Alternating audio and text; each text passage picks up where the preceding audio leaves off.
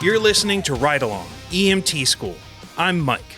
And I'm Max. We're two students navigating EMT school, bringing you along week by week. And I'm Jonathan, a paramedic bringing real-world perspective.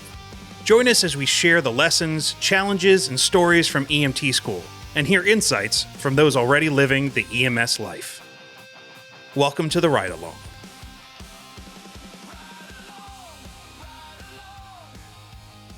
All right, well, welcome everybody. We're back. Again, faithfully, week by week, we are here to bring you guys through EMT school with us. To help infer some knowledge to you and hopefully help you get through your EMT school and into your certification. Yeah. Although it's funny because it feels like we've been out of EMT school long enough now that we were in it. But we still have not reached the point where because EMT school was 5.5 months, 6 months. Yeah. August to January. And I've been, we both graduated in January. So we're like 3 months in. So we're halfway out distance wise than it took to get through EMT school. Seems like it was years ago. And we've got all different types of stuff going on. I'm, you know, I guess I'm no longer a volunteer. No, you're not. Someone's paying you. Yeah. So I got hired on Nice. at my local agency, which is great. Although it's essentially like the same thing as I was doing before, but now I'm going to be, I at least get the gas money back that I'm spending You'll be moderately compensated for your time. I'm not going to be like losing money just to go ride on an ambulance. At least, that'd be nice. And you've been still volunteering too, right? Yeah. I'm in the evaluation period for to be hired on at the service that I'm volunteering at, as you are too. Yeah. We had a wonderful we got to run lights and sirens. We did. I mean, not on a street, but the point was, now that we have evoc training, that was supposed to get us ready to drive the ambulance with due regard, we now finally know how to turn on the sirens and the lights. Yeah. That's a big step. It only came 4 months after evoc training, but the point is, now we know there's a switch and there's 3 options. Yes. Jonathan, was it a big moment for you when you first got to drive like something with lights and sirens on it?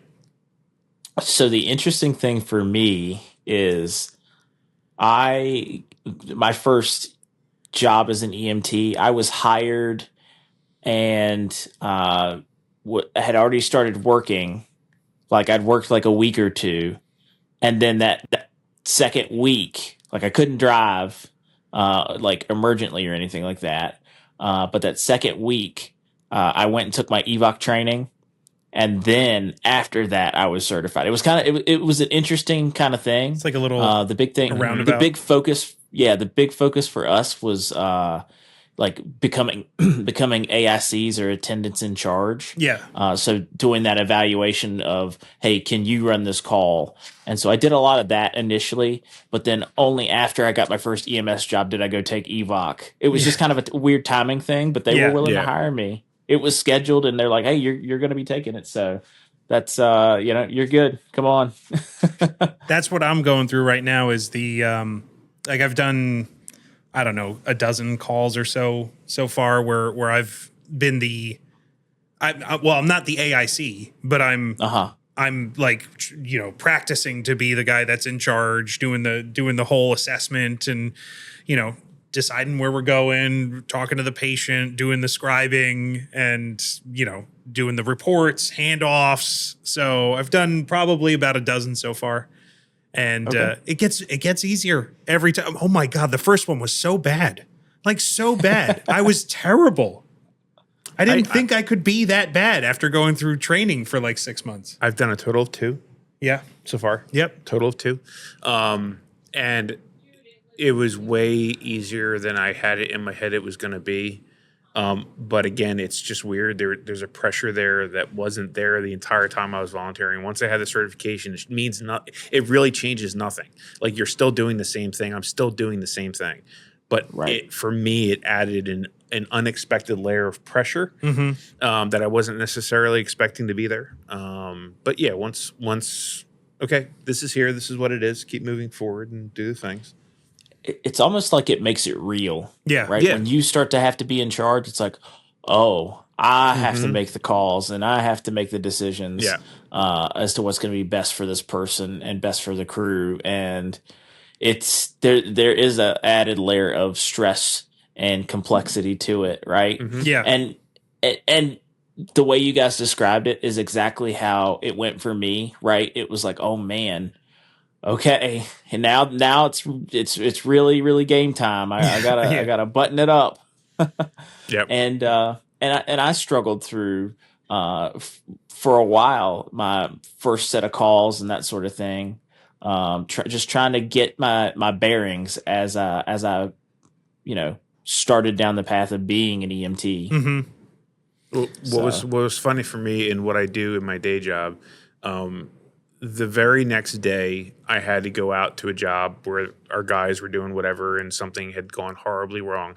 And I walked in and I was like, oh, it's the same thing. Like, I've been doing this for forever. It's just now I've got a bag with me and I'm addressing issues with a person instead of issues with their house. Oh yeah. Like, it was the same thing. And that recognition is like, oh, I've been doing this for 20 plus years. I'm good to go.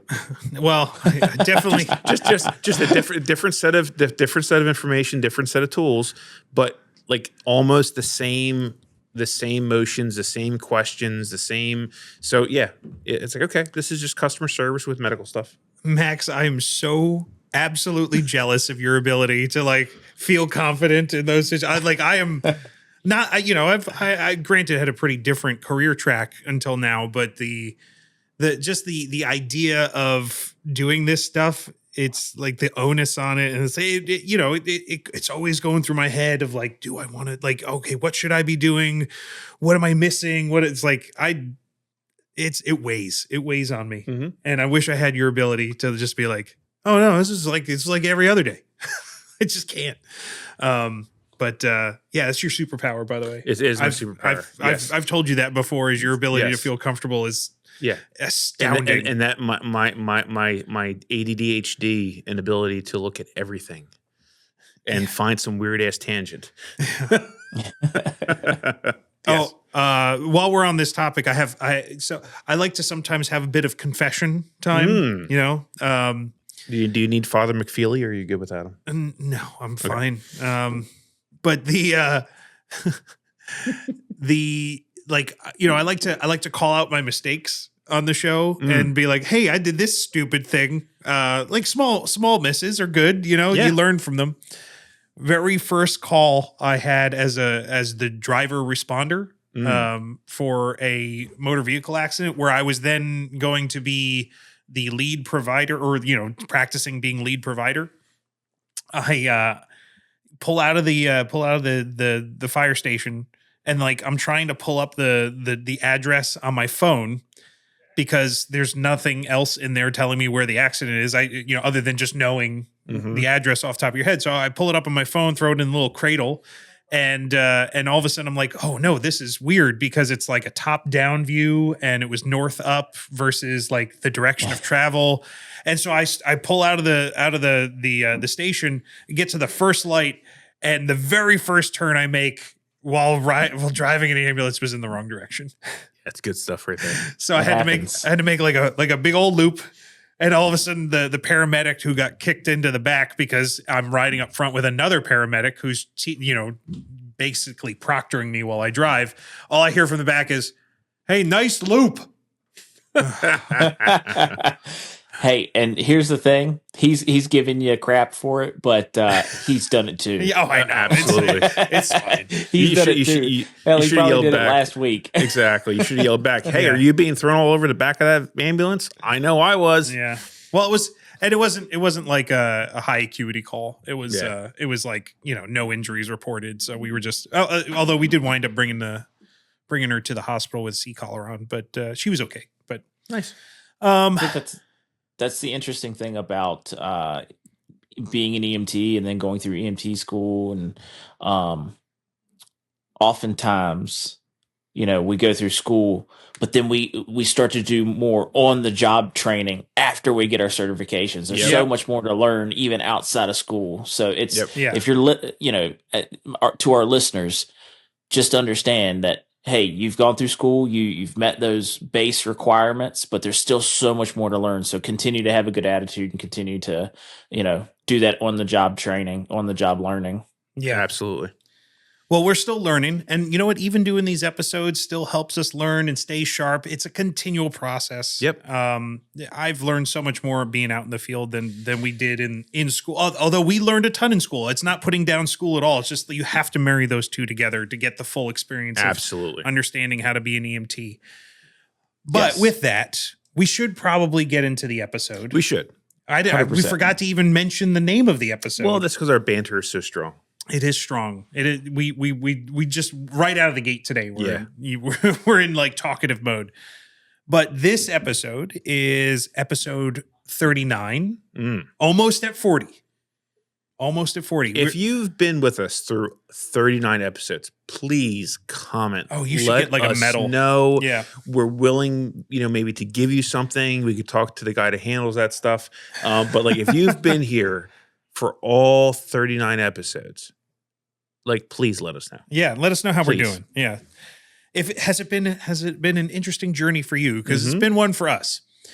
And then this episode, the title of this episode is "Can You Take Me Higher?" Oh, it's hinting at something. Yes. Well, they all hint at something. Yeah. But this week it's Creed, and you can't like there is nothing, more relevant and cool than Creed. Yes, rock Jesus. Rock and roll Divorce Jesus. dad rock. Yes. Yes. The funny thing is at the height of their popularity, my father was going through a divorce, and as a kid, I was in the car listening to Creed with him. So it is truly some divorced dad rock. Yeah. And then you get to like one of those churches that like has like the rock band. They don't have to change a single word. They can just play that song and sing that song. It's great for them. Yeah, well, you know what? I'm not even going to lie. Creed had some bangers, man. But "Can You Take Me Higher" was... Not one of them. Oh, come on. No. The channel such a immediately naysayer. changed channel. Such a Change naysayer. channel. But yeah, so this week we're talking about, it's Environmental Emergencies It Part is. 2. Last week we talked about hot and cold. Yep. This week we're talking about everything else. Everything. It was a shit ton of stuff in that chapter. So There was a few. we had to break it apart. So we have, we'll be going through water stuff. Yep. So drowning, which is not bad. good. It's bad. I've It's heard bad. it's not great. We have like water emergencies, things that you get into, like, basically rescuing somebody who may have hit their head or dove into shallow water, scuba diving, Silly. altitude emergencies, which have tripped us up in the past. It has happened to me. And me as well. Yep. So we have some altitude emergencies, Yep. and we'll be finishing off with bites and stings. So there's a lot of stuff. Although I will say, for anybody who's going to listen through this entire episode hoping that we get into shark bites, they're not in there. Nope. For some reason. I don't know They why. should be. It should have been. I guess we probably should have put that into the trauma block, because I'm Yes. pretty sure there's nothing more than just, hey, amputation, So, I'm missing my left buttocks. What could happen to me? but yeah, that's our that's what we're going to be talking about in this week's episode Yep. of "Can You Take Me Higher?" Again, send your letters and let us know if we should have Mike sing on every episode. To a place where blind men see. We have a threshold of just one email request, and he'll have to do it for every episode. Every once in a while I have to belt out something. It's Yeah, been I a know. while. It's been a while. It has been a while. It's been missed. It's been a while. That's why our numbers are already increasing. I can feel the people watching. I can feel them intently. fleeing from No, our no, no, subscriber no, no, list. But No, they're turning the volume up on the video. well, before we go any further, a little shout out, if you will. Yes. If there's anybody out there that's interested, that would like to reach a fast growing audience of new providers and students across the country, we have sponsorships available. So just throwing that out there. If anybody's interested in advertising with us, becoming a sponsor of the Ride Along EMT School podcast, you can reach out to me at ridealongpodcasting@gmail.com. And he will get you the information and thresholds and all the things. But yeah, we have some Thresholds? Thresholds, yes. We have thresholds? I'm sure we do. Well, I guess it's tier level. Oh, yeah, we have tiers. Yeah. Threshold, same thing. Yeah. Tiers of We have some sponsorship. amazing sponsors. We would love to bring on more. Yes. It's we're very proud of what we've been able to build here, and we like doing it. So every little bit helps. Yep. So that's our little announcement for the week is our sponsorship availability. But now we can get into the medical term of the week. What do you have for us this week? So the medical term of this week is something I have suffered from. I have felt it personally. I have two. Have you? Yes. Okay. And I'd like to remind you that we both shot it down as a complete make-believe thing. Yeah. Just that, both of us immediately. That can't be real. Yeah. If anybody's following along, I think the first week or the second week maybe. we did the new format of the student tips where we were actually answering questions. We had one that was of these, altitude emergencies. What is, the blah, blah, blah. There was a bunch of options, and both Max and I went, that one. That thing right there, that can't be a thing. Acute mountain sickness? Come on. It's too spot on. That's not real. That had to be a fake thing. Totally real. Totally a actual thing that was like just a few chapters later in the book. Neither one of us remembered it acutely from school. But tonight I am doing the mea culpa. I am saying, hey, I was stupid. And I recognized that and had a deficiency in what I knew. And it turns out I was actually very familiar with this because I've experienced it myself. That's what makes it even funnier. So the medical term of this week is acute mountain sickness. And acute mountain sickness is an illness caused by reduced oxygen availability at high altitude, leading to hypoxia. Oh my God. Our good old friend. The one that, if there's a few things that come around a bunch in EMS in our training, hypoxia, compensation, Perfusion. perfusion. So it's like bread and butter. It's just like, it's peas and carrots with EMS, right? 100%. Like hypoxia. It's one of the things we're looking for all the time. And this one, this form of hypoxia just happens because you're in an environment that is not really supportive of life. No. In general, that's essentially what's happening. Mm-hmm. So when it happens, it's usually at when somebody travels to an area or climbs up a mountain or goes to an elevation above 8,000 feet. Yeah. However, that's not a definitive number. It can happen to people sometimes as low as 5,000 feet or somewhere in there. But it's an altitude related illness. Mm-hmm. So essentially, higher altitudes, as you go up in altitude, you have less atmospheric pressure. Right. Everyone knows that, right? Because science nerd break. Gravity is actually pulling down all the atmosphere, right? Yes. Down to earth level or down to ground level. And so all the atmosphere at ground level has all of the atmosphere above it weighing down on top of it. So that's why it gets more dense and condensed, right? Mm-hmm. It's a higher pressure. So as you go higher up, that pressure alleviates because you don't have as much stuff pushing down on it. And the air, which is composed of mostly nitrogen and oxygen, gets less dense. It doesn't mean that there's less oxygen per nitrogen atom. The percentage stays exactly the same. Just not as much. Yeah, but as you go up, there's just less atoms in the atmosphere because of less pressure. So it just means that when you're breathing, if say you have, I don't know, what's the typical tidal volume of a human? Oh gosh. Oh, I'm throwing this out. Put me on the spot. I should know this off the top of my head. It depends. It depends on right? It depends on the age and size of the individual.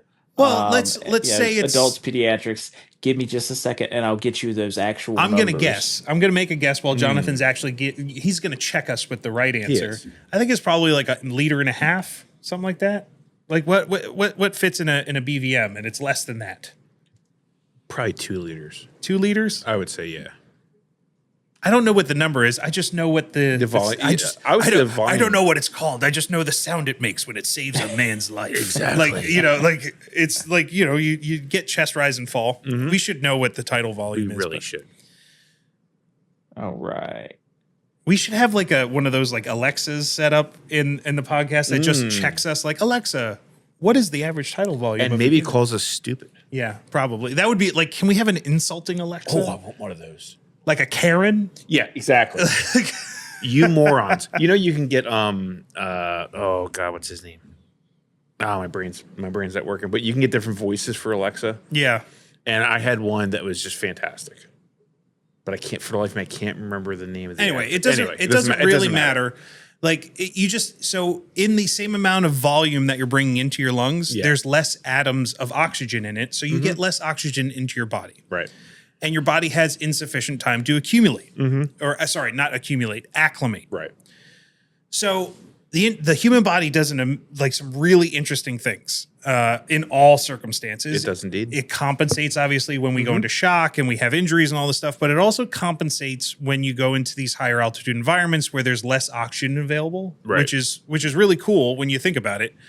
Because when you first get somewhere, your body will automatically start compensating the same way we compensate when we go into shock. We'll have a higher respiratory rate and a higher heart rate because we're trying to get more oxygen in a faster amount of time, and we're trying to push our blood around faster because it's got less oxygen in it. So we start seeing that. Right. So that happens in like the immediate hours of entering this environment. If you're there for a few hours, up to a few days, you'll actually start getting some systems starting to work in there where it's saying, hey, we need more oxygen, but we don't have more oxygen available. And what can we do? Right. So all of a sudden your kidneys start jumping into the mix here. And basically because the kidneys sense that there's more respirations and alkalosis happens, which I don't test me on what alkalosis means. It's your acidity goes down, so you become more alkaline. Right. And that triggers your kidneys to release bicarbonate, which then causes diuresis, which is peeing. So your body starts emptying out liquids. Right. But there's a reason for it. It's not just because it's like, oh, we're breathing a lot. So as you start emptying out more liquids, it basically makes your blood more concentrated, which means as it's pumping around, it's trying to compensate by increasing the density of red blood cells in it per volume. Yeah. However, it's not a great mechanism because there's some downsides to it as well. The upside is your plasma volume decreases and the blood concentrates, which means that it's more red blood cells per liter. The downside is dehydration. Makes sense. Because you're literally dehydrating your body because you're peeing out all the liquids in your body, right? Yep. Makes perfect sense. Yeah, it makes sense. So it's a short-term save to get you more oxygen to your body, but a long-term detriment because all of a sudden you have not enough liquid and it's dehydrating you. However, this is the cool thing too. If you're in that environment for, say, a few days to a few weeks, you will start increasing your hematocrit level and your body will because your body starts making more red blood cells.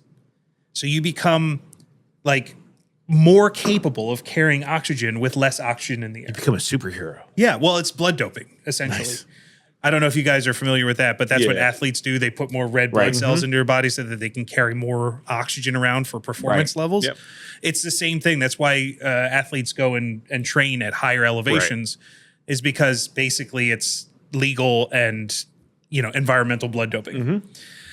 So super cool. Like your body starts acclimating to this and compensating for the lack of oxygen. But while you're going through all this stuff, you're feeling headaches, which is probably the biggest hallmark of acute mountain sickness. You might have nausea and vomiting. dizziness, fatigue. You might feel tired. Definitely shortness of breath because you're going to feel like, hey, I can't get enough oxygen, which is true. Yes. Very true.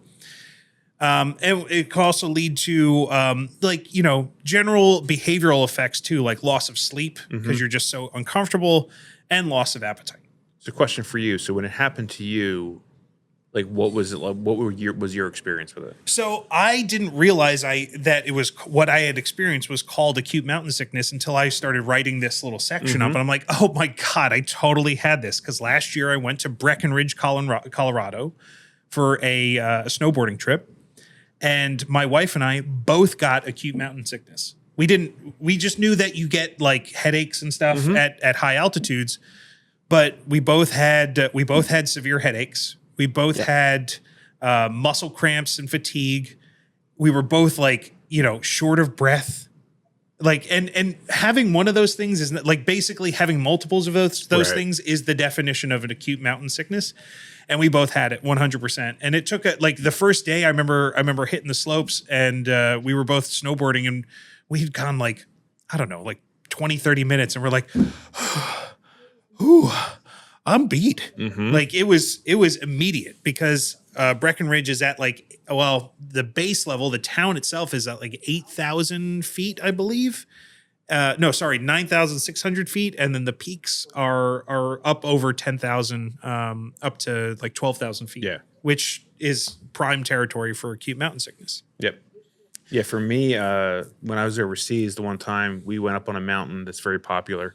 And when we got to the peak was right around 9,000 feet. And I started I couldn't catch my breath. And I'm like, I'm not this out of shape. Like, what is going on? And the person I was with recognized it. And they're like, oh, okay, this is what we're going to do. And instead of just coming down the mountain, we took our time. We were very deliberate with how long we took, going each segment down. And it was this because I had a headache. I had muscle cramps. I couldn't catch my breath, all the things. Yeah. So it's a thing, acute mountain sickness. So, a lot of things to look out for, a lot of things that can experience. Luckily, it's not a super life-threatening condition. Like it is very treatable. Like it's actually relatively easy to treat. You just wait. Like essentially is like you will acclimate. But if it's more acute, you can stop the ascent. That's, essentially stop doing the thing that's causing it. Descending to a lower altitude, giving somebody oxygen. In Breckenridge, there are oxygen bars everywhere. And I was like, what is this weird stuff? And now you know. I had no idea. Like, I wasn't in EMT school at the time, so I didn't understand any of this stuff. I just knew that, oh, look at all these wussies, sucking on their oxygen. And I'm like, no, that actually probably would have been fine. Like, that would have been a good idea. I would totally want to bring a D tank with me the next time I go skiing. So, something to mention about acclimating to different climates. One of I would say the most well-known instance of climbers doing this is Mount Everest, right? There's several different base camps at different elevations. And if a climber is going to try and summit Mount Everest, what they will do is they will go to the first base camp at a lower altitude, and then they'll work their way up to the different base camps, staying in those base camps so they can acclimate to the altitude. And even then, Everest, a lot of times you may even require supplemental oxygen when you're climbing. Now, it's been summited without oxygen before on numerous occasions, but and most of the Sherpas do it without oxygen too. Well, and that's kind of that's one of the things when we talk about altitude emergencies. It is relative to, are you acclimated to that climate? And those Sherpas live in that environment. They're born in that environment. They live in that environment, and they're used to it. Yeah. But somebody that's going to go from sea level to try and summit Mount Everest, they need some time to acclimate. Yeah. Right. Now, there is a limit as well. And it's why Everest has several different base camps, but there is really no base camp above. Oh God, what? I need to look up the altitude. I'll see if I can figure that out. But essentially there's an altitude level called the death zone. And that's essentially the level at which your body stops being able to compensate and climatize to the amount of air in the Right. in the environment. So you can only get to a certain point, and then it becomes, all right, we need to get out of this or we'll die. And Yeah. that's the challenge of going to Everest, is not just the height and the cold and all the adverse conditions. It's the fact that like you literally are climbing in oxygen level that is so low that if you don't have supplemental oxygen, you're eventually going to die in that zone. So, what are we? What else? One last big thing to mention about something to treat those the acute mountain sickness is the opposite of what acute mountain sickness does. It drops all the water in your body, so you need to start putting that back in. So hydration is one of the things that is most important with making yourself feel better, because there's a lot of those things that are happening because your blood's getting thicker and you're not getting as much liquid through your body, so you're feeling the effects of dehydration. So drinking more, getting electrolytes in, all that stuff will help as well in feeling better. Now, if you, what we were talking about before in terms of like, if there's that theoretical limit, like it will keep progressing. There are a couple of things to look out for that we'll get into in our altitude emergency section, but acute mountain sickness can progress to two very deadly conditions. It can progress to high altitude cerebral edema, which is super deadly, and we'll talk about that, and high altitude pulmonary edema, which is also deadly, but maybe not as deadly as emergent as cerebral edema. Right. And when we're talking about edema, it's fluid accumulating in places. So cerebral edema, fluid accumulating in the brain; pulmonary edema, fluid accumulating in the lungs. And that's due to the body's reactions to being at those altitudes. So both of those are life-threatening, and they definitely need to be, helped right away. So that's acute mountain sickness for this week's medical term of the week. The term we shot down is complete garbage. Yep. Yeah. Totally made up. Max, why don't you kick us off with our episode proper and start talking about water-related emergencies? So the water in general is not an environment that we survive well in. That's why we have lungs and not gills. And there's a bunch of stuff that can happen in the water that can be life-threatening. The first, obviously, is hypoxia. Again, we don't have gills. We breathe air. I think the first thing to watch out for in water is sharks. Well, okay. He's not wrong. I don't know if I gave this away earlier, but I don't like the idea of sharks. He doesn't like the idea of sharks. Yeah, I mean, they have evolved into a pretty steady killing machine. They're amazing killing machines. They just eat stuff. Exactly. And they have eyes, dead eyes, like a doll's eyes. And anyone that saw Jaws was permanently scarred and will never be able to enter the water the same way ever again. That's just because that's what that movie did. So we'll start with sharks. No. Sharks are not in our notes for this week. But hypoxia, we can't breathe underwater. Yeah. So if you're injured in any way where you wind up not being able to get above water and you start breathing water, which your lungs are not prepared for, you're going to become hypoxic. You're not going to get the oxygen that you need to survive. Well, yeah, drowning is hypoxia. Yes, exactly. Like oxygen is not, you can't bring oxygen into your body. Yeah. And any trauma that occurs inside water is also more difficult because trying to get yourself extricated from the water, it takes a lot more exertion to do so. So any kind of trauma that happens inside the water is going to be way more dangerous. And not to mention, it's complicated for the people to try and rescue you. That's true, yeah. Spinal injuries, people that dive into things that are too shallow, or into things that they're not aware of. Or even, people like to drive things that go real fast on water, like jet skis. Yeah. Great time, by the way. I think jet skis are probably one of the most fun things you can do on water. They are very fun. Yeah. But if you get dangerous. if you get a spinal injury and you wind up in the water, it's a bad time because now you can't even try to extricate yourself, and you're going to drown. And then you also have hypothermia. We talked about this in the last episode. Even in water that's 85 degrees, if you're in it long enough, you're going to start becoming hypothermic because you're going to radiate that heat out of your body. And then obviously cardiac arrest, which would be down the line from hypoxia. Yeah. Everything eventually leads to cardiac arrest. Exactly. And the thing to think about as an EMT is that your safety is always the first priority. The most important person at any scene is you. The second most important person at any scene is your partner. If you wind up becoming a victim, you're not helping anything. If anything, you're making the situation worse. Yeah. So something you have to keep in mind, especially when you're in an environment like that. I think it bears mentioning that I find it very funny that in our EMT training, like one of the things that they go into like in this chapter is like water rescues. I did not think that there would be within the scope of EMT like, you need to learn how to be a lifeguard too. Yeah. Although it's not nearly as in depth.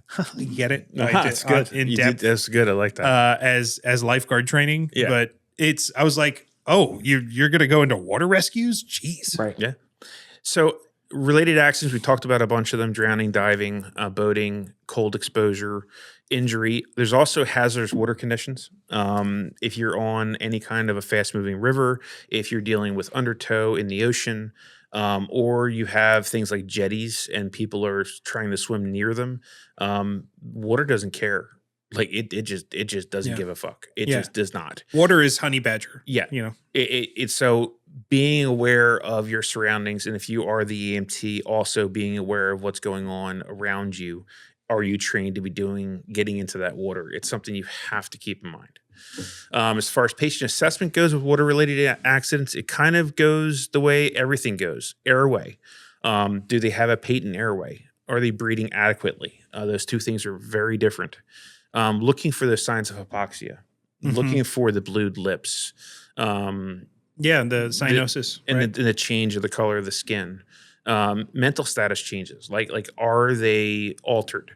Are they altered because they were in the water and they're hypoxic? Is it something else? Well, they may have multiple things going against them. They could have cold.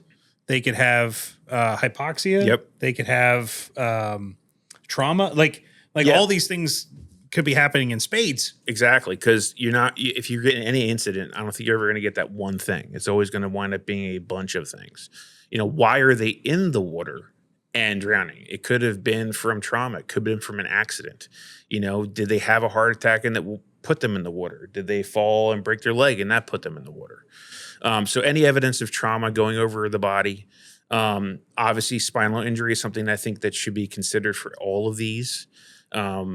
And then presence of hypothermia, like we talked about. Also looking for coughing or gasping, that can be affecting their airway or a sign that their airway is compromised. Cyanosis, like we talked about with the hypoxia. Decreased breath sounds. Are their breath sounds lower than they should be? Do they have water in their lungs? You also have to be aware of vomiting. Have that suction ready to go so that if they do start vomiting, you can get their airway clean. Well, it could also be because, in those situations, they're taking in water through that main hole in the face, right? So while it may be going into the lungs, could be going to the stomach. It could be going to the stomach too. Like there's a chance of that going everywhere. And as it's coming up, it doesn't matter where it comes from. Right. We need to make sure that gets clear of the airway. Yeah. And water aspiration, like you just said. And even patients who initially appear stable may deteriorate due to lung injury. All drowning patients require medical evaluation because some people can be drowning at a later time. It doesn't necessarily have to be happening right now. I think they call it a dry drowning, right? So it could be something that gradually increases over time. So they have to be monitored and assessed. So if I can hop in real fast, yes, sir. Go for it. And we're gonna talk about drowning here going forward. But if you are called to a scene and somebody has had a drowning or near drowning experience, and then before you even get there, they're awake, they're oriented, they've kind of equalized a bit, that person still needs to go have an evaluation at a hospital. They still need to be assessed. This is not a time for a patient refusal because of that delayed onset. And then, Right. right, we have surfactant in our lungs. It's the thing that allows lubricity inside of our lungs and all the parts of inside of our lungs. That surfactant, right, it can be washed away, and that can cause issues for us as well. So any drowning or near drowning, if somebody's awake, alert, and oriented, it's not really an appropriate time to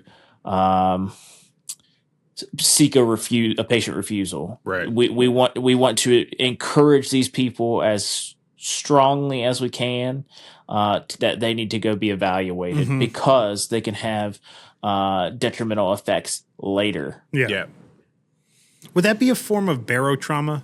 Like, It can be, yeah. So barotrauma is just any overpressuring or any damage that the lungs might take. Right, they have a certain amount of volume that they can handle. Yeah, and if we overexpand those, we can cause trauma. Yeah. So, yeah.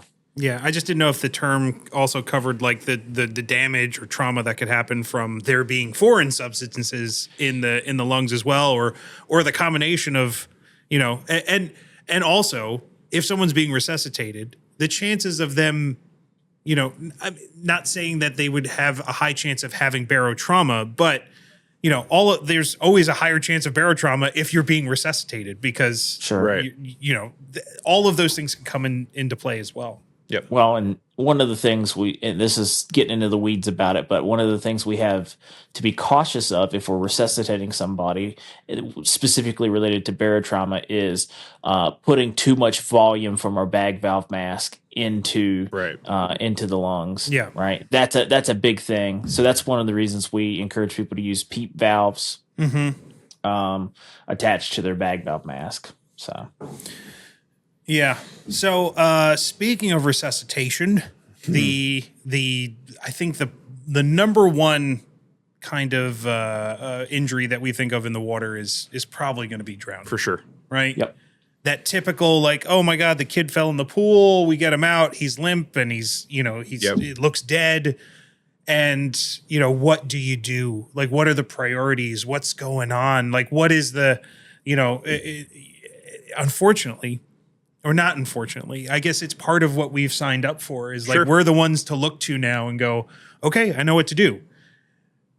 And it's a pretty, straightforward process of, okay, we start making sure that they can breathe, right? Exactly. Because drowning is essentially water interfering with breathing. Yep. It fills the lungs, doesn't allow air exchange. So the primary thing is hypoxia, like you mentioned. Yep. The body just starts shutting down because it's not getting oxygen, in and out of the lungs. Right. Mm-hmm. So what can happen? Well, if it happens long enough, you get things like brain injury because time is tissue, right? Yep. Like if your body is not getting oxygenated blood to perfuse to the body, then things start dying. Yep. The brain, the heart, everything, all of your tissues will start dying if they don't get oxygenated blood. Obviously, cardiac arrest. Like if your heart is not getting oxygenated blood to the heart muscle, that will die as well. So that leads to cardiac arrest and respiratory failure, which I would even argue is probably the first thing that happens when you're drowning, is because the respiratory system fails instantly because it's no longer like exchanging oxygen. Sure, the diaphragm may be moving and trying to push things in and out, but it's not doing anything. But eventually that will also fail and it will not work anymore. It won't even try. So those are the big things that happen in drowning because, time. It's the longer you're down, the worse it becomes. So, the duration of the submersion is probably the biggest factor in terms of outcome. Absolutely. How, like, was it a near drowning? Like, did someone cough, like get a lot of water in, have a violent episode of coughing, and then all of a sudden still get hypoxic because there's water in the lungs, and that can still happen too. A near drowning is pretty much the same thing. It just means that they were able to clear the stuff out of their lungs fast enough. the water temperature has a big factor in it as well, because there's things that the body does when it's super cold. Yep. That will sometimes, like, metabolism slows. So there's some benefits of the body kind of shutting down in cold water. However, there's also things like, I believe it's called the mammalian diving reflex, where your body will like kind of shut the breathing down if it gets too cold too quickly, which can lead to the inability to save yourself in the water and keep yourself from drowning. If you get in cold water anytime in your life that's like really cold water, you will 100% understand that response, because it will happen to you. I did a polar plunge once, and was like, oh, I'm gonna be the machismo dude, and I'm gonna do it was at the beach in February. It was stupid. And I was like, oh, look at all these people just running in and out of the water. They didn't even get down to their waist. So I went full on like, oh, I'm going to dive in. I dove in and came up the other, popped back up and went, like I could not breathe. Like my body shut down. And it basically, like I had the wind knocked out of me. And that could have easily been, okay, I guess I'm just going to go back down in the water forever now. Yeah. So water temperature is a huge factor in this. But along with that, and tied to the idea of the submersion and how long you're under is the speed of rescue. Yeah, that's the key. This is a story that comes into play here because, it's with drowning victims in particular, there's usually a lot of warning. Maybe not a very loud warning, because I think they always kind of emphasize that, like, when somebody's in distress when they're drowning, it's not that typical, like, oh my God, I'm going to make a lot of noise, I need help because I'm drowning, because they're literally just, slowly getting to the point where they're starting to panic, and they may not be super loud about it. But the idea that there is a time available where you can see that distress and like how fast you mount a response to it. Yeah. That is a huge factor, because then that leads to how long they're under the water for if they're drowning. And then on the opposite side of it, once you do get to them, how fast did you get them up out of the water and then attempt to get air into their lungs? Yep. That's the big story. That's the big treatment that we're going to talk about in drowning, is ventilatory support and rescue breathing. So, like, the thing to remember here is you have options, and really it's kind of two here, whether or not you're providing, if you're the person that's going in after somebody, are you providing support? Are you trying to help them breathe in the water or out of the water? And, it's not a definitive answer, but in general, if you're helping them, the quicker you can help them, the better the outcomes will be. I think it's conditional dependent. I mean, 100%.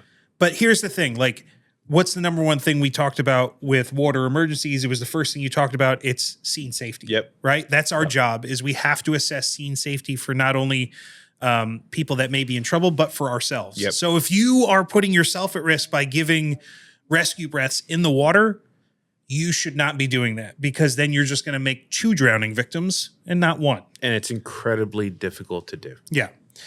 So if you're trained and it's safe, provide rescue breathing in the water. And there's separate training for that. That's not part of the EMT curriculum, or at least not our curriculum, but there are, lifeguard organizations and that curriculum that can help you learn how to do that the right way. But essentially, the number one thing you need to do is get their airway up and out of the water. That's kind of, you can't do it any other way. Nope. It would be very difficult under the water.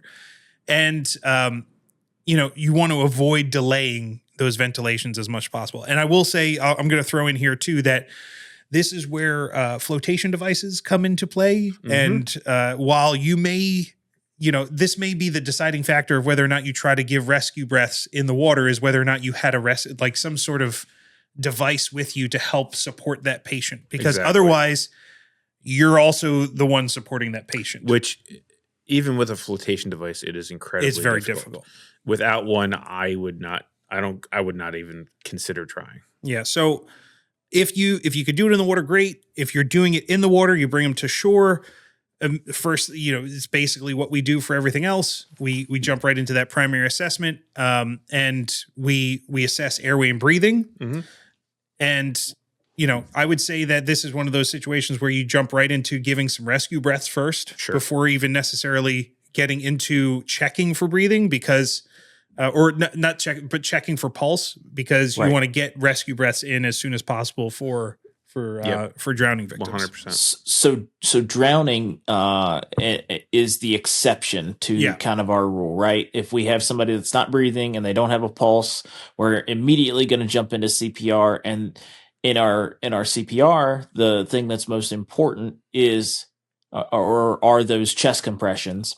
But in this instance, our rescue breathing is the more important thing initially. Yeah. And we may jump back into that CPR mode, but we want to give rescue breaths first.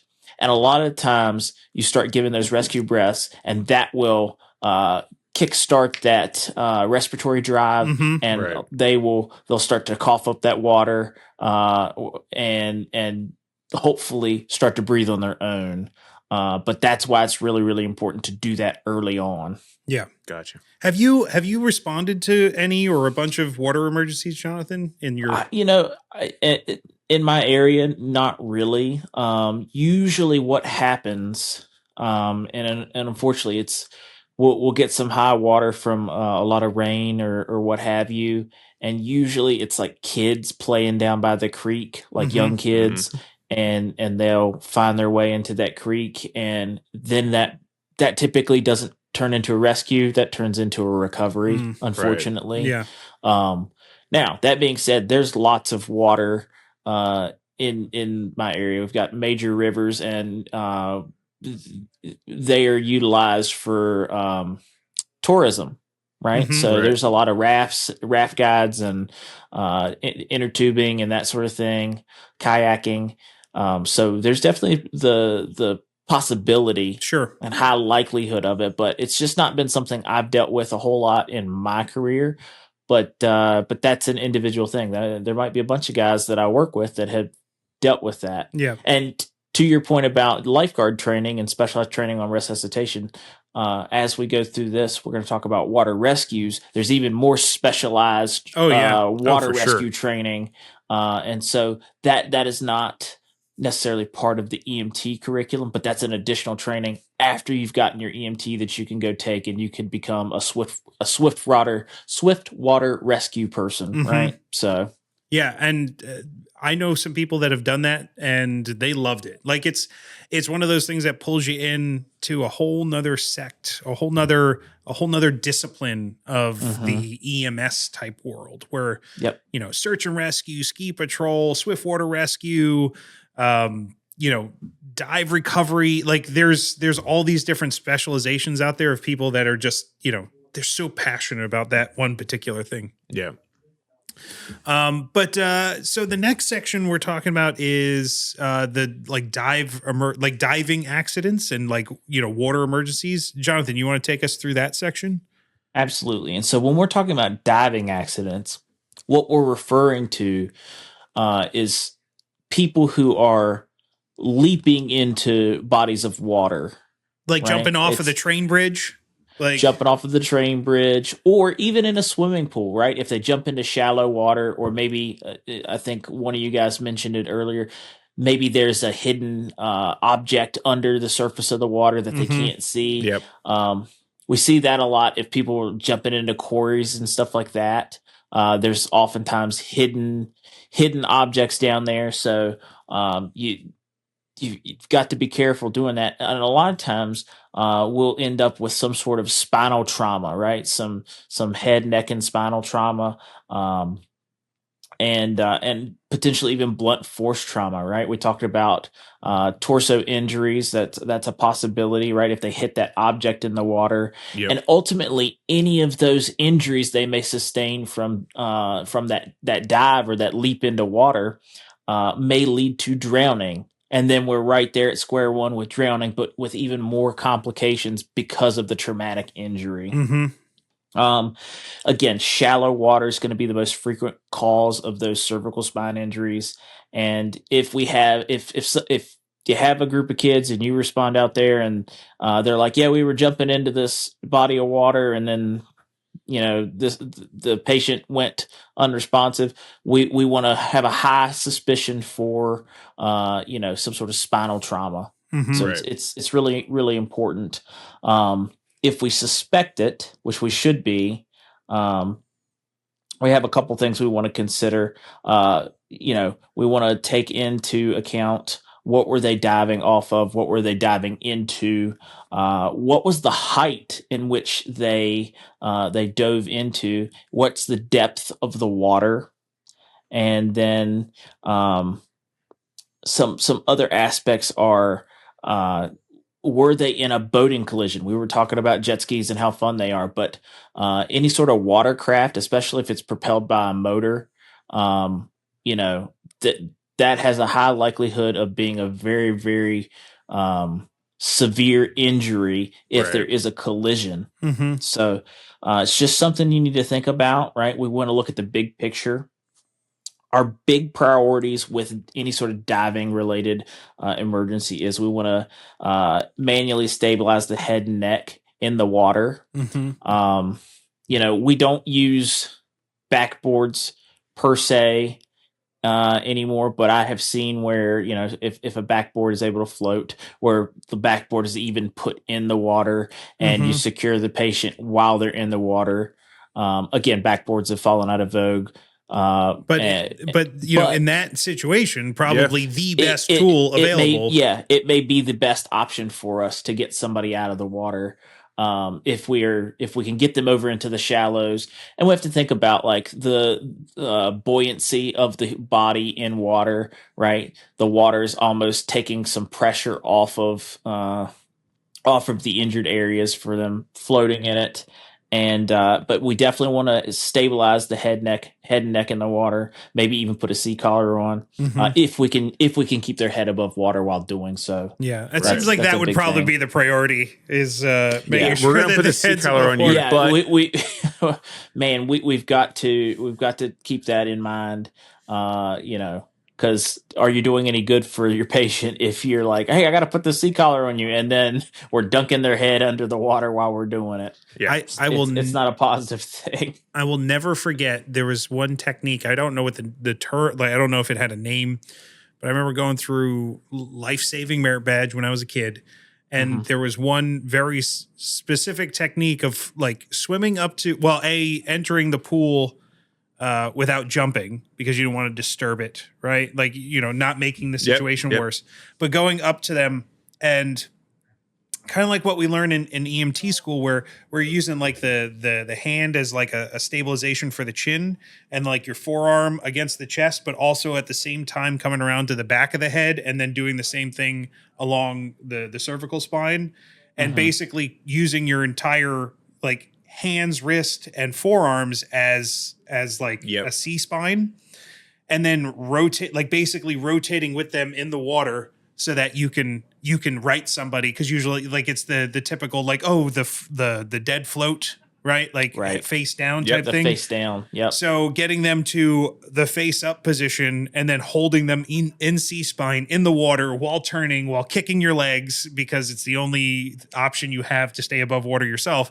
I remember doing that like a bunch of times. Oh, yeah. Yeah.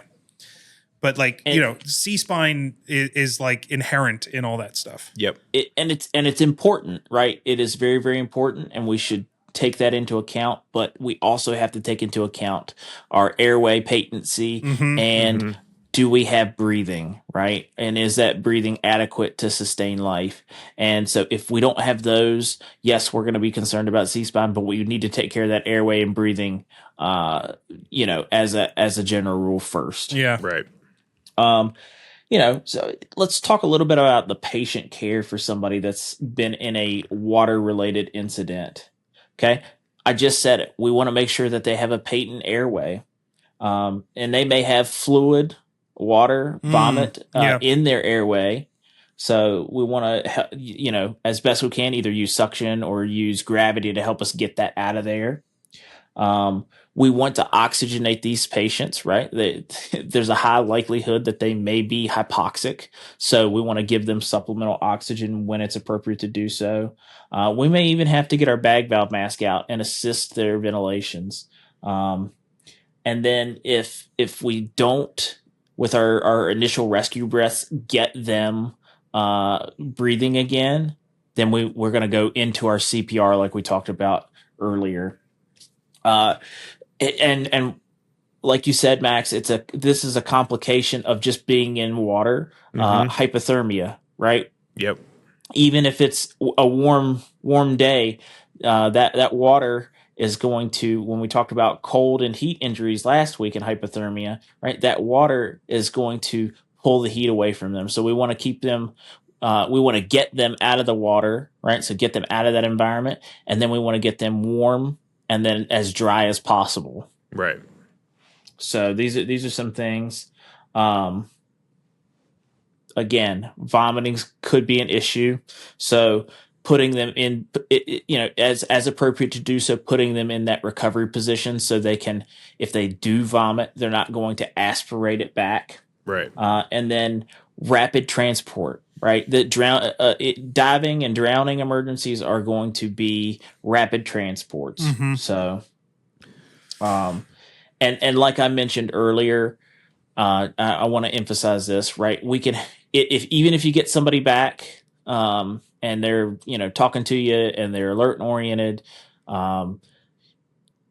because they had that drowning or that near drowning, we need to really, really express to them, hey, you need to go get checked out at the hospital because you can have some complications later down the road. Right. I would even say that that's probably a good, like, even though on your form, which on some refusal forms, there may be like, is somebody a victim of drowning or whatever. It may be on there as something that you have to get medical direction approval for. Even if it's not. Oh, I would default to it. You would probably just call medical director 100%. and be like, hey, I have a patient here. They drowned. We resuscitated. They're good, or they're breathing on their own. They're stable right now, but they're refusing further treatment. That I would say that decision should go to a doctor on whether or not it's okay to release that patient. 100%. Could not agree more. Yeah, it's just those are such a high risk thing that it's like, man, I'm not enough of a medical expert to be able to, or any medical expert to be able to say, yeah, you'll be fine, confidently. And I think anyone listening to this, like in any situation, whether it's this or not, if you're not sure what direction you should take, you should be defaulting to medical command. Yeah, like let them guide you through it, or give you the information you need so that you can make a proper decision. Yeah. So we've been talking a bunch about water emergencies near the surface. Max, how familiar are you with diving, like scuba diving? Because I have some knowledge. I probably have smaller than yours. But here's the thing: the key is this: don't do it. You don't belong there. You don't belong there. And there's things like sharks that live there. Yeah. Like just the quick answer, the way to avoid all these things is don't do it. Yeah. But if you're going to do it, there are some things you should be aware. You should be aware of what people are doing and what could be happening. Yeah. Like, do you want me to take the scuba diving stuff? Yeah, because I'm going to try and like condense some of this stuff down because they go through a bunch. There's a few key scenarios or situations that could happen with scuba diving that lead to some detrimental illnesses and effects. So essentially, we all know what scuba diving is, right? We do indeed. Now, I had mentioned before the story of like acute mountain sickness is like, hey, the body has detrimental effects if it changes environments. And that has to do with pressure, right? Yes. And in altitude sicknesses, it's because the pressure gets real light. Like it gets less dense. Yes. Mm-hmm. Now you have detrimental effects if you go the opposite direction too. So instead of going higher than sea level, it's just going negative sea level. And all of a sudden you have all this pressure on the body. And as you have this pressure that increases on the body while your body is breathing, you have things that happen. Now, you can do it for a very long time. There's divers that Yep. go in and they can do saturation diving. They can be down at depth for weeks on end. And that's how you have to do it if you're going to be doing a long-term diving project, like they do it for like underwater construction and exploration and all this other stuff. But at some point, that diver needs to go all the way down to the bottom and experience all that pressure. And then, I mean, I assume at some point they want to come back.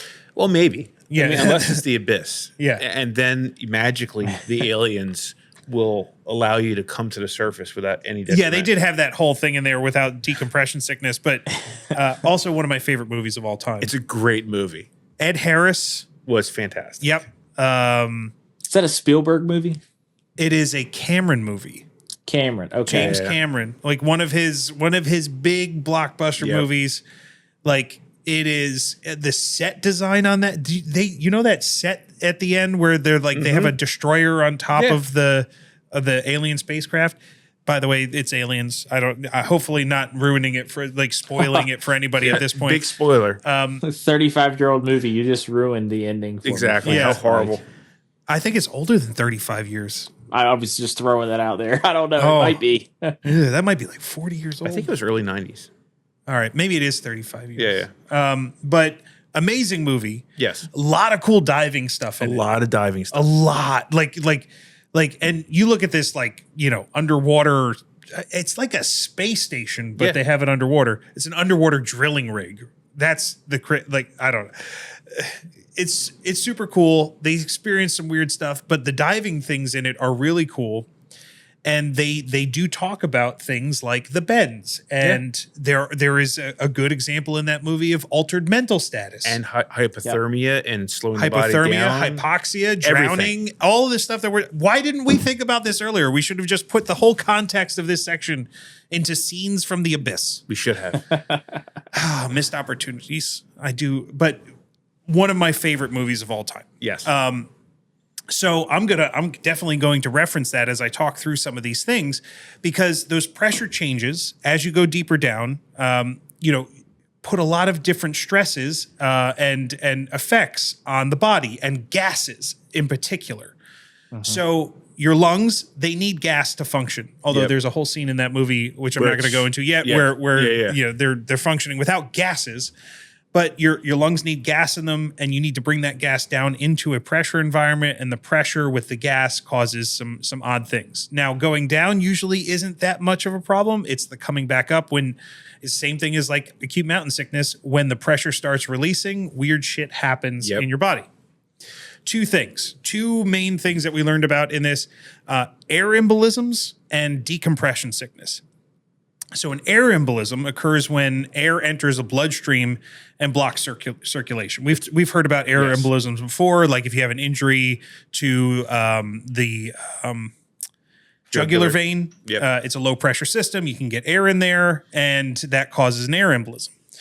Well, if you have a rapid ascent while you're holding your breath, your lung can overexpand. There is I forget what the name of the scientific principle is, but essentially as the pressure decreases, the volume of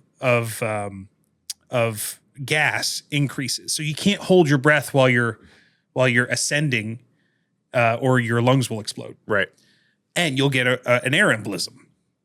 So it's a lung overexpansion injury, and after the person surfaces, they'll have chest pain, difficulty breathing. They may have an altered mental status. It's all the things that could happen with basically a stroke, because you get stroke-like symptoms, seizures. Air embolisms are definitely life-threatening, and they're usually very acute, like they happen right away. The other thing that could happen is decompression sickness, which I think they show in that movie. They do indeed. In The Abyss. Although they had it down at the bottom, which didn't make sense. It's usually as you're coming back up. So again, gases at pressure cause weird issues.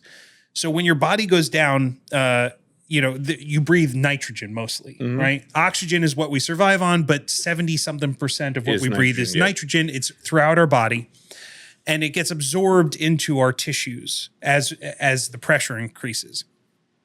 Now, as we ascend, the nitrogen dissolves in the body, like under pressure, and ascending too quickly prevents the nitrogen from safely leaving those parts of the body that it absorbed into. So as we rise, the nitrogen starts expanding, and then it can't leave the tissues, and you start seeing all these effects like systematically throughout the body, Right. because there's nitrogen caught in places, and it just starts expanding. So you get things like joint pain, dizziness, fatigue, numbness, weakness, like paralysis, even because you're getting pressure in weird places throughout the body. Chest pain is a big one, but it can be very acute in certain places. It can be everywhere. They can just feel like pain throughout their whole body. It's not like, oh, the bends causes pain in the knees. While that's one of the big places that you can get it, it can happen all over. Talking to my ex, her father was a big time diver, and one thing he said is that whenever they would come up, he would go over everyone and just ask them like, "How are your legs feeling?" Yeah, because apparently it was a really really good telltale of what they were going through.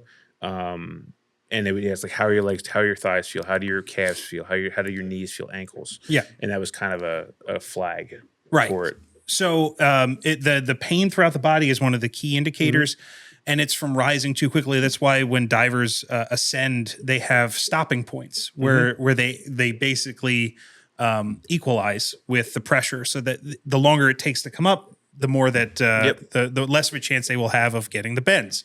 And there's like a schedule. Like the longer down you go, the more time it takes to rise. And then they even sometimes use different gases to breathe from. Right. And that'll cause less of a chance of getting the bends. Also, just to throw this out there, it's one of the reasons why it's so freaking important for people who go on diving trips to not fly after a diving trip. So if you hear of somebody going on a diving trip and then flying, or you encounter somebody who's having some health issues after they went on a diving trip and are now flying, that can be the reason could be the bends, because while they may have ascended quickly enough to equalize the nitrogen to sea level, airplanes, or if you go to the environments where we get acute mountain sickness, the pressure's less. Right. So it's the same issue. You're releasing pressure, and all that nitrogen buildup still may be in their tissues. So that's why we don't. Nobody's allowed to fly after they dive. Also, if you want some pop culture reference, I believe there's an episode of House. There is an episode of House that deals with this very thing. They were confused as to why this guy is having pain and joint pain all over his body while he's rapidly decompensating on an airplane, and it's legitimate. Like, this is what happens, Right? And it turns out he was a diver and was on a dive trip. So, what can we do? This is the thing. It's not much. I mean, don't we just go to like every hospital that has a decompression chamber? Throw them in there? They should all have them right as you walk in the front door. Yeah, exactly. Hyperbaric chambers. No, that's essentially the treatment for people who have pressure related injuries, whether it's high altitude, low altitude, is putting them in a barometric chamber, which then makes the atmosphere in that chamber to the environment that was best for that patient before they started getting sick. Essentially, that's how it works. If somebody came up from a dive trip, they will increase the pressure in there and add pressure until the nitrogen stops like trying to escape, and then they'll just let it out slowly over time, like they should have when they ascended. This sometimes the immediate treatment for somebody that they know is ascending too quickly, they will send them directly to a hyperbaric chamber, because if it happens quick enough, they won't get all the effects of the bends. So, but giving oxygen is good. Monitoring them for deterioration and further primary assessment issues. Laying them supine. Keeping them calm, basically treating them for kind of shock and pain, and transport, getting them to higher levels of care where they can get access to one of those hyperbaric chambers, which there's not a lot of them. I believe, like, for instance, we're in Eastern Pennsylvania, And I think they had mentioned to us there's only 2 within like helicopter flight And distance one was from like here. New York. One of them's in like Brooklyn, New York, and I think one of them's in Philadelphia. Yeah. That one's pretty close. We could drive to Philadelphia if we needed to. However, nobody is really diving to the depths needed here in the Lehigh River to get the beds. No.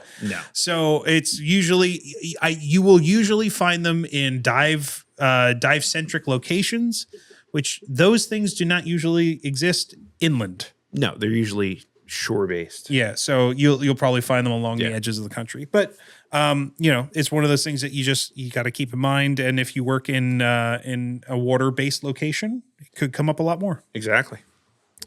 So that's the diving, the scuba diving related issues. Or just don't go. Yeah. It solves the problem. Yeah.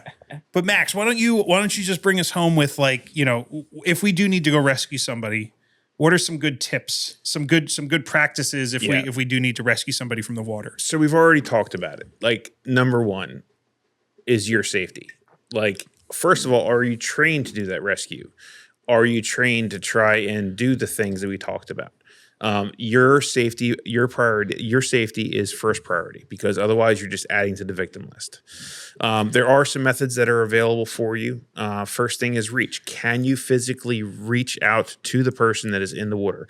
Are they off of a dock? Are they off of a boat? Can you reach down, grab them, and pull them in? Or with an implement that Yes. can reach them too, like a stick. Yes, exactly. I love sticks. The one thing to be aware of too is when you're talking about like weights, if you're a 120-pound individual and that person that's in the water is a 200-pound individual, you will likely wind up in the water if you try to do that yourself. Yeah. So be aware of that. Again, don't become a victim. So if I can hop in just for a second on that. Yes, please. Okay. And I don't want to, I'm not Swiftwater trained, but one of the things that I have picked up when we are reaching, as you're talking about like size mismatches and that sort of thing, we want to lower our center of gravity. So if we have the ability to lay flat on our stomach and reach that way and be stabilized that way, that's what we want to do, right? We don't want to stay upright or hunched over, because the chances of us falling in are great if we become unbalanced. Well, essentially, I mean, if you think about it too, it's not just the mechanical advantage of like, oh, if you're standing, they can pull you over. It's also the friction too. Sure. Because if you're laying down and you're pushing something out to try and grab somebody, that means you have all that surface area of your body touching the thing that you're standing on, so that somebody can't drag you out towards them. And I mean, overcoming friction. If you have your partner or two of you reaching down to grab either side and to pull them out of the water with more mechanical advantage, is your partner holding on to you? Like that's number one. That's your first method. Second is throwing something. Like, do you have a rope Like a you rock? can throw? Oh yeah, throw the rock directly at them. Catch them in the center of the head. That way you have an unconscious, not breathing, no heartbeat patient. I mean, you got the trifecta. You could throw darts. You could. Oh, lawn darts. Like, just start randomly throwing lawn darts through the air. No, what would you throw, Max? So first of all, if you're in any kind of an area that has a boating thing, look for a flotation device. Like, they have those rings. They have them hanging all over the place. I've been to a bunch of different boat docks, and there's almost always one of those rings by the dock. A life ring. Yeah, a life ring. It is made for this very purpose. If you don't have that, do you have a rope you can throw to them? Do they have the ability at this point to grab a hold of the rope? That's a question mark. Same with the flotation device. But that's kind of like your first implement you could use, and go and get them. Now you could also add into that. Wait. So one tip I just want to throw out there for throwing: if you're going to throw a rope, or you're going to throw a buoy that has a rope attached to it. Question for you. Do you think you should throw it to the person, or where should you throw it? Well, I think what you should do is, first of all, don't hold on to the other side. It's not important. I'm sure you have enough length. The second thing you would do is you would aim directly for the patient. No, seriously though. So the way we were taught was you want to try and throw beyond them, but to the side of them. Well, either way, like the important thing is you don't try and throw to them. Right.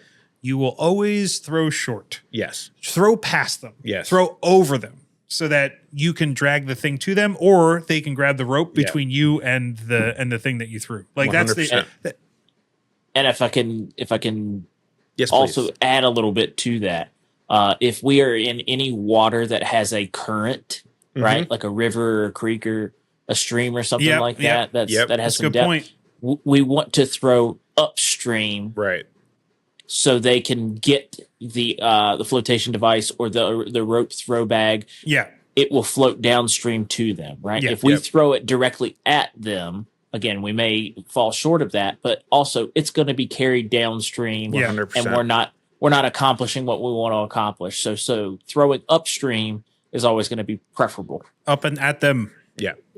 One thing I want to add to the list here, and you had mentioned it earlier, is row. So, like, do you have a boat available? Like, are you at a dock where there are boats available to be able to get in the boat and move out to them? And that doesn't necessarily just mean a boat, because essentially, if you're going by what they taught us, reach, throw, go, right? Go, you're still going Yeah. if you're in a boat. But it means you have a thing that floats underneath you, and Yes. that's a lot more safe. So 100%.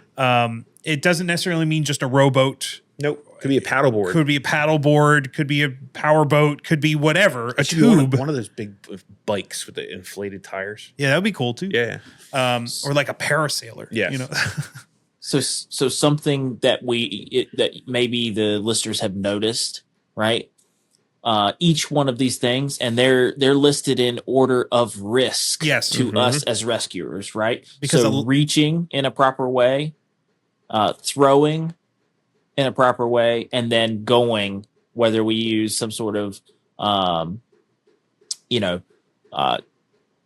boat or watercraft, or if we are trained, and really and I want to emphasize this, you should be trained in these techniques before you just go to. Oh, yeah. 100%. This is a general overview of some of the practices that are taught, but you should definitely go seek additional training if you want to help participate in water rescues. 100%. But I think that the point that you're making, Jonathan, is the important one. The very last thing you should consider, the most risky thing you could possibly do, is forsaking all types of implements or alternative methods and jumping in the water and going and grabbing somebody yourself. Yep. Because there's a reason that they're probably drowning, and you've just entered the chat, if you will. And, and understand with a drowning victim, like, there's no way, if they're still responsive, there's no way they're not going to be panicked.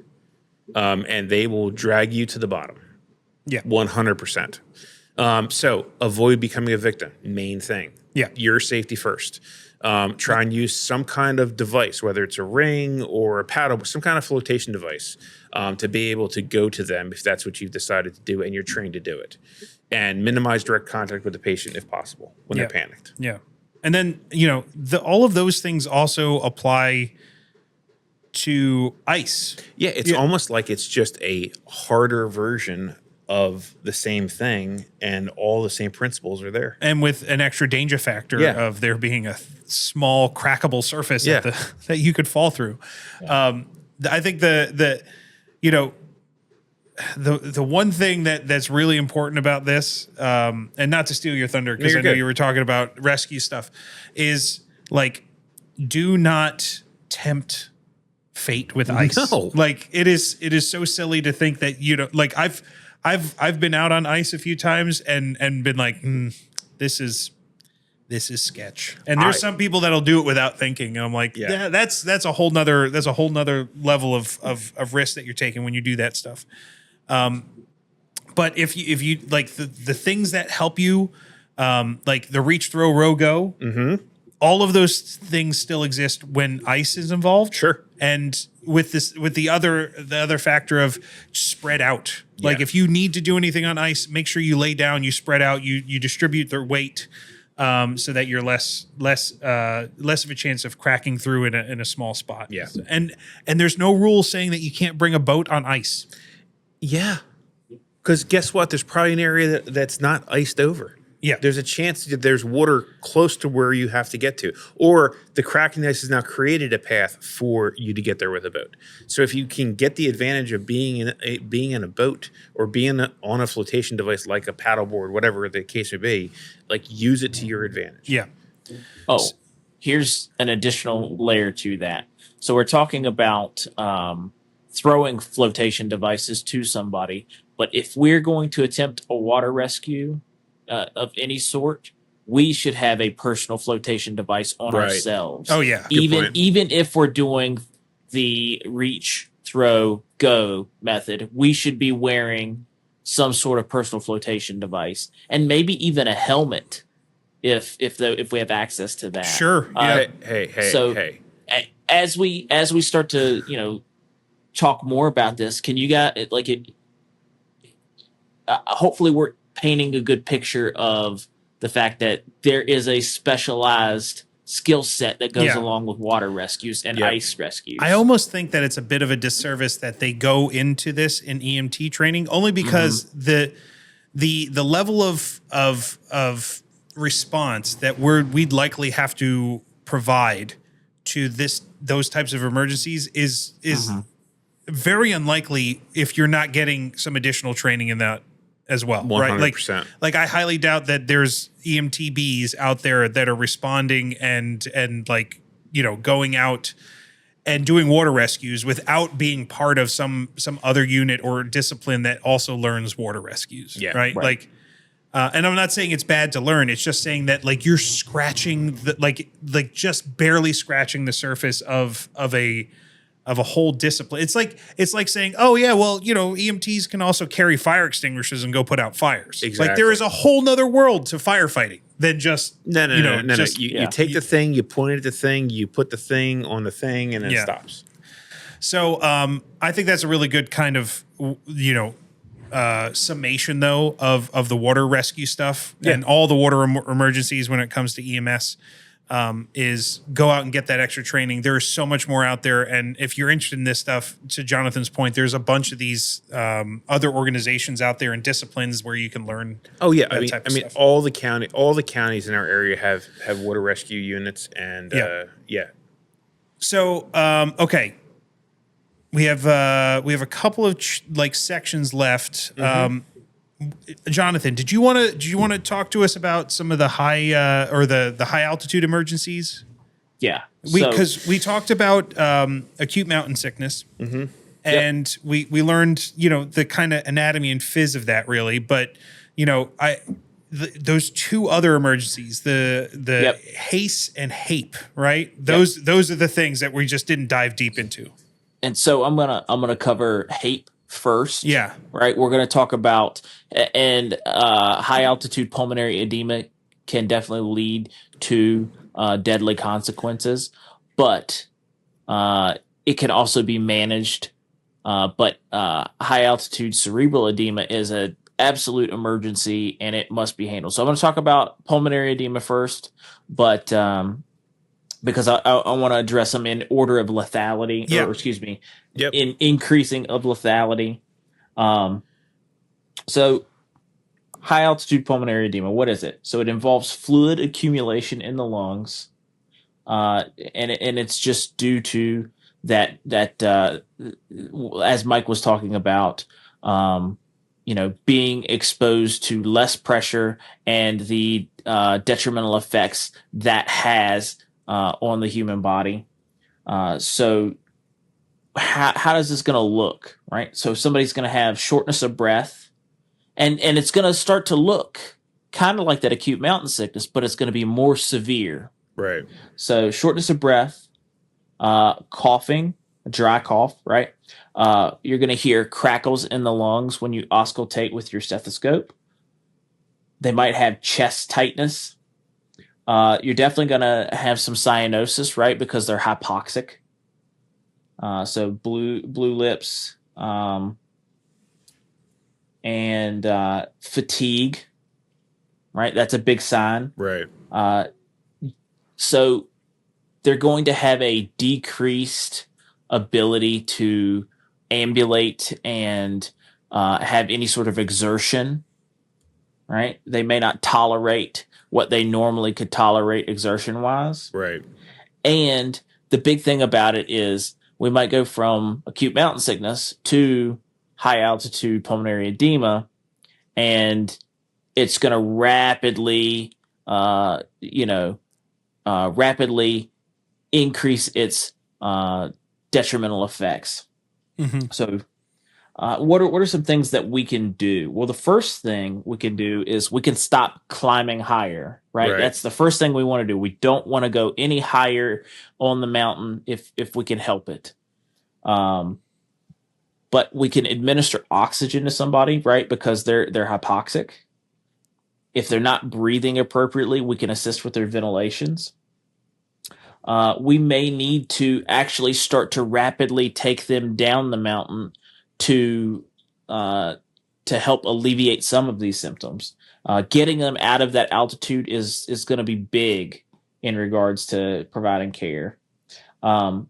Keeping them warm. Mike was already talking about like some dehydration aspects of it. And so when we have dehydration, when we have all these different things going on in the body, our ability to regulate our own temperature is going to be compromised. But in addition to that, when you're at higher altitude, the temperatures are probably going to be lower in general.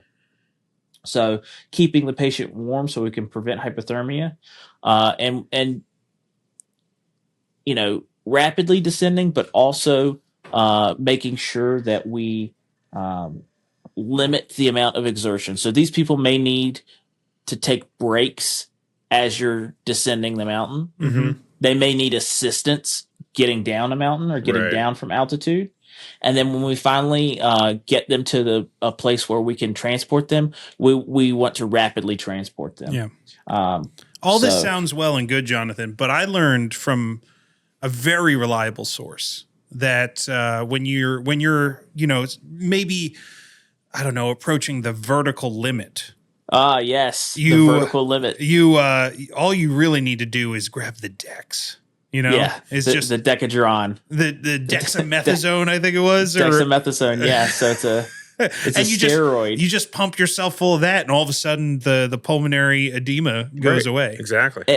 And it actually is, the one of the first line treatments for high altitude pulmonary edema is Decadron. Okay. So on the ALS side of the house, that's definitely something we're going to do for them. Treatment question.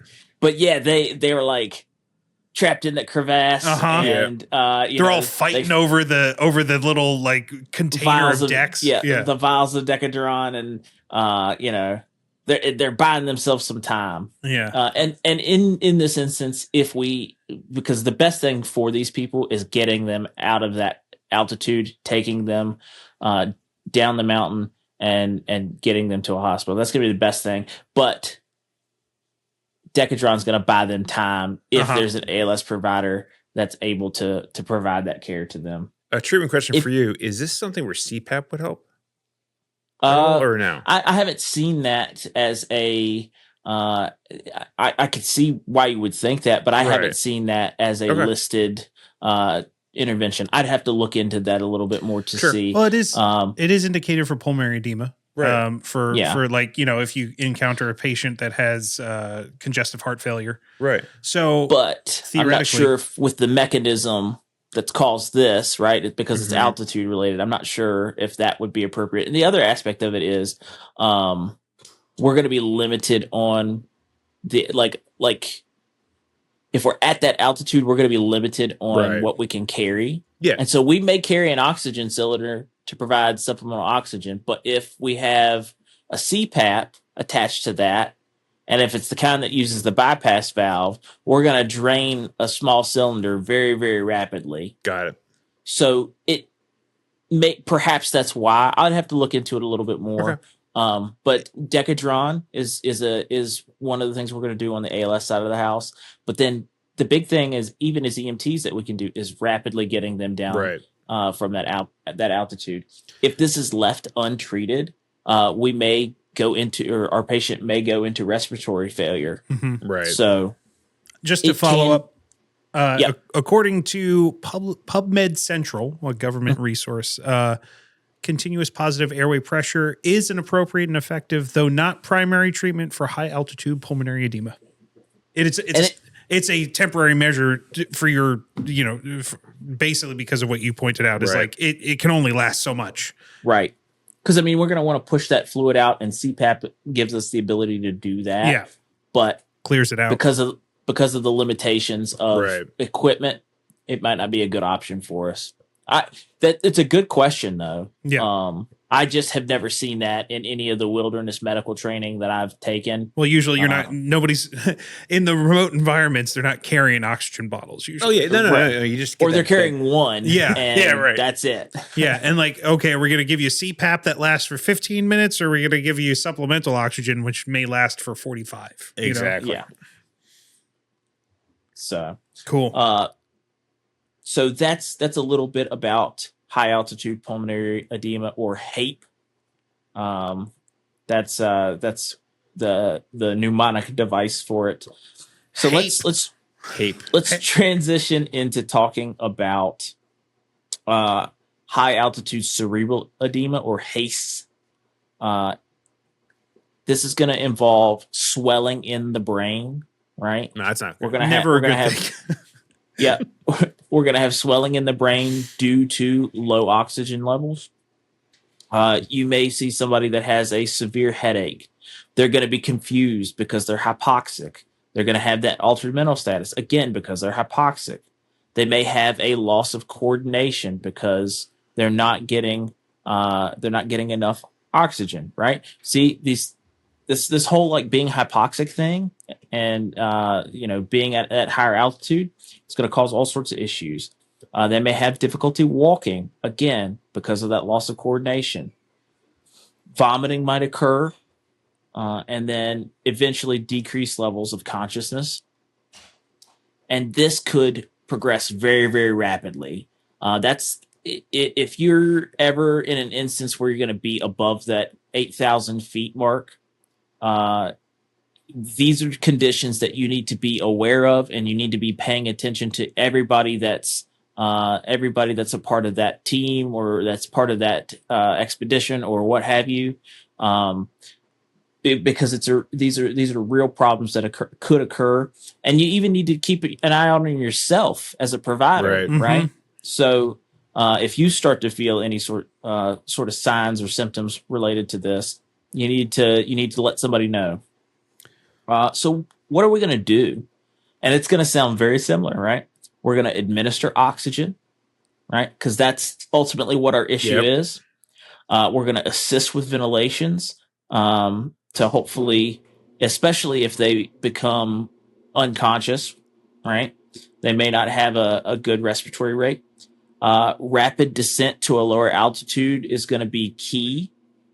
We want to minimize the exertion that this person has, because that's going to demand it. The more they exert themselves, the more demand their body's going to have for oxygen. Right. And in this instance, they just don't have it to utilize. And then, of course, rapid transport. And if we can get on top of this before it becomes a deadly thing, usually we can turn it around and truly help this person. But it is a medical emergency. Yeah. Right. One thing just to throw in there too, Jonathan, I think an interesting connection that I had made when learning about this is it's the same symptoms can exist as what we just talked about a few weeks ago with skull and head trauma. I think it was the headbangers ball. So like the things that we're talking about, like the Cushing's triad, which I think was our medical term of the week that week, where you're seeing the bradycardia, you're seeing irregular respirations and lowering blood pressure. Like those things are all in late stage cerebral edema. They can be present, right? Because you're getting that intracranial pressure. So it's like, oh, look at that. We're making connections between what we learn one week and what we learn another week. And it's like, oh, that's interesting, because like it's basically head trauma, but from no trauma. And I was like, that's terrifying. That's but messed interesting. Up. Yes. Yeah. So just the big things, again, these are true emergencies that we need to deal with and be aware of, and getting that person down from that altitude is going to be key. Yeah. Yep. I think that's not to put too fine a point on pretty much all of these environmental emergencies. It's the theme of last week and this week. Remove them from the thing. Yes. Remove Yeah. them from the environment. Like Yeah. that seems to be the best answer for a lot of this stuff. If that Mother environment, Nature does not give a damn. no, if that environment is water, remove them from the water. If Yeah. the environment is cold, remove them from the cold. Like if the environment is a swarm of bees, well, I'm not going in there to remove them, but hopefully they'll make their way out of the swarm of bees. Although What could possibly go wrong with I'm that? not allergic to bees, but man, I just don't want to It deal with doesn't that. feel anyway. good. Yeah. It's that scene from Tommy Boy where Oh my God, there- they're everywhere. and the cops are It's like, just like I'm allergic. Me too. And they're like, roll around on the ground. And then they leave. that was the most genius thing ever. That's a good segue into Yeah. Yes, the it is. next section of this Yeah, this environmental. I will. Let me take us home. We got this Okay. one last section here in the environmental emergencies, and it's pretty straightforward. Like, and there's a few things in it, and the reason I'm passionate about this thing here is because this is actually one of those things that can lead to one of our core primary assessment skills and one of the medications that we Yep. that we are. Well, in some protocols allowed to administer. Isn't it it's one of the few medications that we can fast track. Yes, where we do not have to get a full set of vitals before. And what we're talking about is epinephrine. Yep. The traditionally thing known as EpiPens or EpiPen Juniors.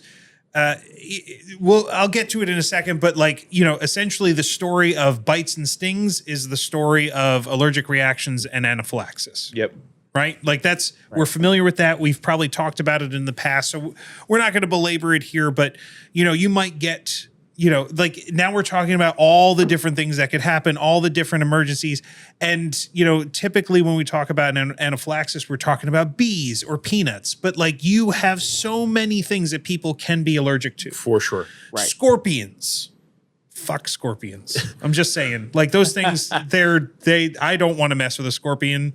And the smaller they are, the more deadly they are. Yeah, bees, obviously wasps, all those things that are yellow and black and pains in the asses, all of them fall into that It's almost category. like they're telling you, stay away. Yeah. Don't touch me. Hornets, ants are motherfuckers.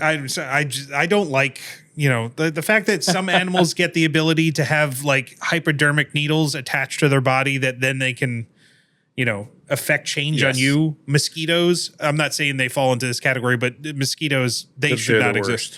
worst. Anyway, so spiders, all these things that we think of as venomous insects and stuff, you can have those allergic reactions and of course anaphylactic reactions that come from that because it's the allergic reaction on overdrive. Exactly. All right, so most of the time reactions to those types of things are going to be local. Some patients develop severe allergies. So what we're looking for, same thing we look for in anaphylaxis, primary assessment, breathing, airway. Those two things be the X ABCs. We don't need to worry about the X, thank God, because that would be terrible if we could come across an Giant insect that can bee. exsanguinate you and envenomate you at the same time. Yeah. So that would be a really big mosquito, come to think of it. Or just a giant wasp that just looks at you as a meal. Yeah, like those murder hornets from Yes. Japan. Yes. So we have what we're looking for is multiple forms or multiple signs of an allergic reaction, right? We get the swelling, any difficulty breathing, obviously a big red flag. The red marks or red hives. patchy skin, hives. And I'm totally blanking on the technical term for the hives. Urticaria. Urticaria, thank you. Man, if I saw that word, I'd know what it meant, but I could not think of it when I'm thinking of hives. Yep. So the urticaria is a big one. That's one of the ones they teach us to look for. So we're looking for all those signs of allergic reactions. If we see any two of them, that then usually puts us into Yep. an anaphylaxis protocol, in which case we're going straight to the EpiPen. assisting a patient if it's within the protocol, or or administering if your protocols allow for it. But yeah, so like anaphylaxis, that one's almost we've almost talked about it so much that we don't really need to go too deep into it. We really have. So all those things, we're looking for that. Anaphylaxis is obviously a life-threatening condition. We need to react to it right now. We need to provide life-saving intervention. So the other things we could do are, really like, removing the stinger if it's present. That's one of the big ones that we learned in EMT school. Like, hey, once you have addressed the primary assessment and the secondary assessment, we could start doing some things to help with that stinger. Let's remove it after we take care of like the immediate problem. We should find that and remove it. Yep. Washing it, preventing infection, applying a cold pack, because, if it's not anaphylaxis, if it's just a regular old, allergic reaction, or even not necessarily an allergic reaction, just a localized painful reaction, a cold pack will help reduce the swelling and the pain, which is also nice. So if we're doing things like that, if we're providing localized care, we still want to be aware. Like, I cannot stress this enough. We still need to look out for the anaphylactic reactions, and, always coming back around and be like, hey, it sounds like you're starting to wheeze. Yeah, because the epinephrine is not necessarily it's a temporary fix. Well, but even if you didn't assess it initially, it could still develop. Keep on top of it. So like, keeping on top of those things that may pop up. Yep. And oxygen, always a good one if your patient is hypoxic, and essentially rapid transport. That, like, when you're talking insect bites and stings, they really all fall into the same category and things that we've talked about before.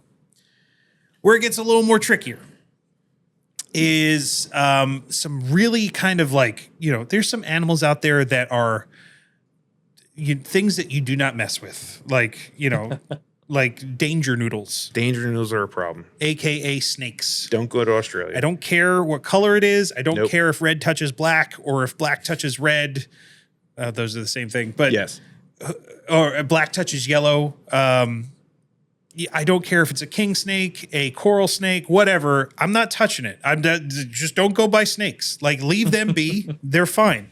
Yeah. Snake bites are one of those things. I remember being a kid in the Scouts and going, oh, I might encounter a snake bite someday. This seems serious now. And you learned all these weird things when you were a kid of like, oh, if you get a snake bite, you're supposed to like slice it with your pocket knife and then suck out the poison and spit it onto the. No, you don't. I don't even think that was ever really a thing, but you definitely don't do it now. Yes. No. It was a thing. It was. I'm sure it was. Yeah. And there was a time I was going through some expired EMS cabinet supplies. And I mean, these things had been in the cabinet for years. The snake bite kits that are like little suction cups. Yep. They had the suction cups, and then they had a razor blade in them, and it was a whole thing. But yeah, so that is not the best practice. We understand that there's no sucking venom out of snake bite or any sort of envenomation because the venom's already in the bloodstream. Right. Yep. It's already there. It's already in there. It's a hypodermic. It's like trying to suck out what you inject with a hypodermic needle. It's not going to happen. No. It's already circulating in the bloodstream. So, here's another thing that we talk about that I see a lot, but we should not be doing this. Okay. Do not try and catch that snake and take it to the ER with you. Oh, come on. They will not be happy with you. Also, hey, you're putting yourself at risk. Yeah, take a picture. Maybe take a picture if it's safe to do so. Yeah. But that should be the limitation of any sort of identification. You don't need to kill the snake. You don't need to, bring it with you to the ER. I can guarantee you're going to have some very pissed off nurses and maybe a pissed off doctor if you bring a snake in that ER. So what I did was I caught the snake and I put it under the blanket on the patient's belly. That way it stayed warm and calm before bringing it in. Yeah, all I gotta say is if I'm ever out somewhere and I have friends with me, and I get bit by a snake, if they don't kill that snake, I will be disappointed. I'm just saying. I need to be avenged. But So, snake bites, what are we like, obviously they happen because people are stupid enough not to, stay away from snakes. But, I mean, some of these snakes even tell you, like from a ways off, like I'm here. yeah, like they have audible signs. Yes. Usually some bright colors. Yeah. Some of them don't. Some of them are really mean, like like water moccasins and the Eastern copperheads. Like we have some ones here on the East Coast that are just like, oh, you're super venomous and you don't make noise. Great, thanks. Yeah, exactly. So, all right, if someone gets bit, there's some things that are going to start happening. The biggest one is tissue destruction. That's what the venom does. Like it starts breaking things down internally. Usually they cause bleeding abnormalities, like they can cause clotting issues and stuff like that, or they may not clot. Like it depends on how the patient reacts to it.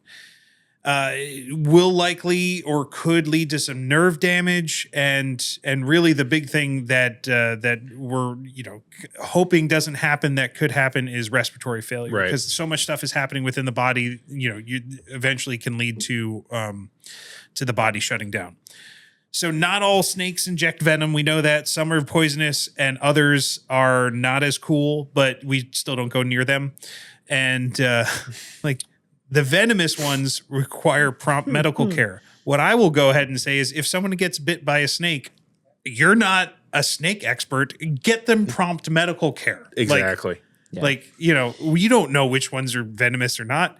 So even with a non-venomous snake, it's a good idea to go get checked out. Yeah, they have dirty mouths. Because there is a risk of infection from a bite. Yeah. Sure. So yeah, I had a friend who had a really nasty python growing up, like just ornery, like an ornery python. And there were a few people that got nipped by that thing pretty bad growing up. If you have snakes, you're good. I had snakes for years. You're gonna get bit. It's of course, you're a snake guy. I've never asked you that question before, I'm not surprised, Mike. You're not surprised. Not in the slightest. I've had everything from snakes to bearded dragons to iguanas to there's nothing that surprises me. And when I was a kid, I used to hunt snakes in the creek near where I lived. Yep. And do dumb things that I shouldn't be doing. I came home one time with a snake wrapped around my arm. I had it by the head. I wasn't sure if it was venomous or not, so I decided to go ask my mom. Walked in the kitchen, said, "Hey, Mom, do you think this one's venomous?" And she, of course, flipped the hell out and ran away from me. And, I need everyone to send us an email on whether or not you think that this is surprising or not surprising at all for what you've learned about Max in the last 39 weeks. So, yeah, no, none of this. But you know what? I'm realizing a trend, a connection, if you will. People with multiple rings seem to like snakes. Just saying. Yeah. It's a thing. It is a thing. All right. So we got, the things that happen from those snake bites, the problems that start existing. What are we looking for?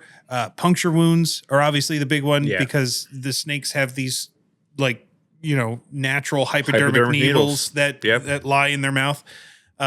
Swelling will happen at the site or maybe not right at the site. It may start happening throughout the whole limb. Pain probably coming soon. Yeah. Like that is very indicative of snake bites. Like as soon as you get whapped by them, usually people are like, "Oh my God, I got bit by a snake and it hurts." Discoloration is going to start happening. Nausea, like weakness, systemic issues may start arising very quickly, and difficulty breathing. They may have allergic reactions to it. And they may even start having an altered mental status, possibly from hypoxia. So, and those symptoms just get worse over time. Yep. And the worst part is you really can't do anything to slow that. Like you need to get them to help. back in the day, they would be like, "Oh, you should put a tourniquet on to stop the venom from getting to the rest of the body, or you should suck out the poison, or you should stop that poison from getting places." None of that works, and all of it would do is basically, sacrifice that limb instead of letting the body try to compensate for this stuff naturally. It outcomes I don't think were getting better, but it was certainly leading to worse outcomes for particular limbs and things that you're tourniqueting and basically having a high likelihood of compartment syndrome happening because of the swelling that's happening in those limbs. All those things would be under the not to do category. Right. So here's what you do: you keep the patient calm. How do you do that? Well, you just look at them and say, "Hey, calm down." That always works. It works for my wife All the time. Totally an effective way to get someone to calm down is just tell them to do it. Nope. Maybe be calm yourself. We're professionals now, right? We have to be calm. Even if you're crying inside because there's a snake nearby. Yeah, limiting movement, trying to keep them calm, trying to keep their circulation system less active is going to help make sure that stuff isn't spreading as quickly. Immobilize the affected extremity, making sure that it doesn't cause more damage. It doesn't, like the swelling doesn't cause more issues. Position. Here's one that's interesting: positioning the extremity below the heart. Usually when we're talking about positioning in the heart, we're saying, "Oh, put it above the heart." No, what we want to do is put it below the heart, so it's harder for that stuff to pump to the heart, rather than getting blood to the heart, which is usually why we would put somebody in like a Trendelenburg position. This is the situation where you're like, "Hey, let's sit them up and have their legs below their heart." Yep. You definitely want to remove restrictive items. If they get bit on the hand, remove the rings immediately. It can swell horribly. You remove the shoes. If they have tight fitting stuff, that stuff will start constricting. So make sure you get that out of the way. And monitoring the airway for breathing. You may have to intervene. You may have to help. And then what we do. It's what we do as EMTs. We're going to transport them, get them to higher levels of care. But we do not cut the wound. We do not apply ice. We do not apply a tourniquet. And we do not attempt to suck out the poison. I have been lied to by popular TV culture my entire life about so many things, including this one. And we don't bring the snake to the ER. We don't try to catch it. But you calm it down first. No, Max would be like, "No, I'll just take it home and put it in my terrarium of other snakes." Yeah. I don't have snakes anymore. But I did for a long time. Okay, so we talked about snakes, and now we get to envenomation for marine life. Whoa. We can't just go straight from marine life or straight from snakes to marine life. It's not like snakes live in the ocean. There are snakes that live in the ocean. Oh, yeah. There are snakes that live in the ocean. 100%. All right, I guess that's a good segue. What about the venomous sharks? Oh. Okay, I'm sorry. I don't want to get us on a tangent, but I had to say something about that. Sounds like a movie from the Sci-Fi Channel. You making like an Indominus Rex over there? You're like, what could be the worst? Shark. Yeah, the most efficient predator on Earth is going to be a shark that can fly through the air and envenomate people. I'm pretty sure that movie has been made. I think it was Sharknado. It might have been, yeah. But the main thing we're talking about is things like jellyfish. To hell with jellyfish. There's jellyfish that are like the size of like a dime that will kill you. Forget the ones of the size of the dime. I'm interested in the ones that are like that have tentacles that are like a mile long. But this is worse because you don't see them, and they're called box jellyfish, and they're literally the size of a dime. And if they sting you, you can easily die. Oh yeah, because they're super horrible. Poisonous. Again, super Australia. Venomous. Then you have things like the man of war that has those. The Portuguese man of war. It's a hybrid. It's actually different creatures living together in harmony, I guess. I think that's what it is. They're terrifying. Yeah, that's crazy. Stingrays. No. Well, no. They took out Steve. They killed Steve. They did. R.I.P. Steve was awesome. Good day, mate. I love Steve. He's Steve Irwin, man. Like, yeah. To be taken out by a stingray after messing with crocodiles. Yes. And venomous snakes. And And, venomous snakes. and And sharks. again, and everything else. Everything that lives in Australia, don't go there. It killed all wants to Steve. kill you. It killed Steve. Don't go to Australia. I don't think this is in that section. However, and I could be completely wrong, so nobody fact check me on this. I heard that one of the contributing factors to Steve Irwin's death is the fact that they removed the barb. Yes, exactly. So yep. he had penetrating trauma into the chest. That barb was in there. I think it lacerated something. I had even heard, again, fact check, I'm not sure, but I had even heard that it penetrated his heart and it got pulled out. And what do we know about penetrating trauma? We don't pull it out. Pull it out. Well, you don't pull it out. So, And how about a barb that is shaped in such a way that it doesn't want to come out? So therefore, when you pull it out, it's going to tear stuff as it goes. Well, I'm sure that's a factor too, because animals are incredibly efficient at hurting things. Yes. Including our souls and the legacy of humanity by taking out Steve Irwin. Exactly. But then you have sea urchins, spiky little things in the bottom of the ocean that you could step on. Yeah. That can kill you. Coral also has venomous portions to it. You want a beautiful coral reef, go not scuba diving, but snorkeling, and there's things there that can kill you, as well as venomous fish. Yeah. Like the lionfish and other ones that if they touch you, you're going to die. Yeah, they have like spines on them and stuff. So venom may cause, as we talked about with snakes, intense pain. Obviously, that's going to be happening. Some kind of swelling. You're going to see that from the body's reaction.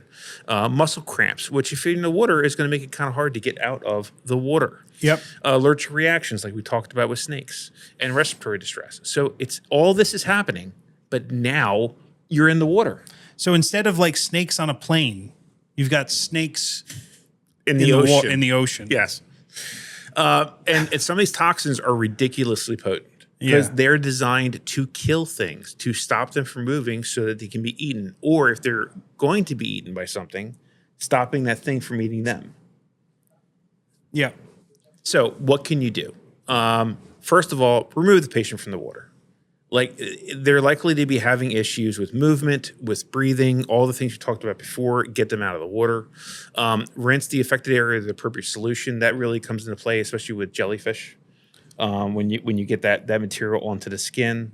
And I'm sure there's different solutions for different things. So, get the training involved to do so.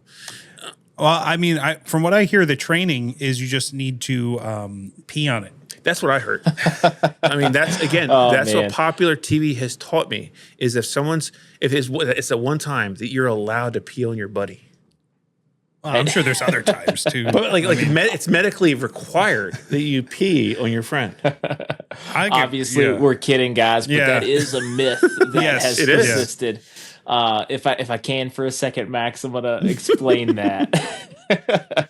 So this is he's going to explain why he pees on people. Right, exactly. Yeah, okay. So when it comes to jellyfish stings, we want to make sure that we're wearing our PPE because the stingers on the jellyfish are not necessarily visible to us. It's not like a bee stinger. Right. So we want to make sure that we have some level of protection with our gloves and things like that. We want to remove any like tentacles or anything like that that are wrapped up on the person. We want to flush the area with with water. You can use salt water for this if you're in salt water. It doesn't matter, but you want to flush the area with water.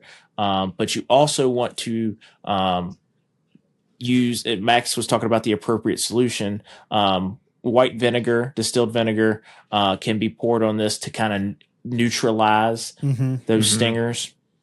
But yeah, so those are some things. But the peeing thing, okay. So here's the whole thing.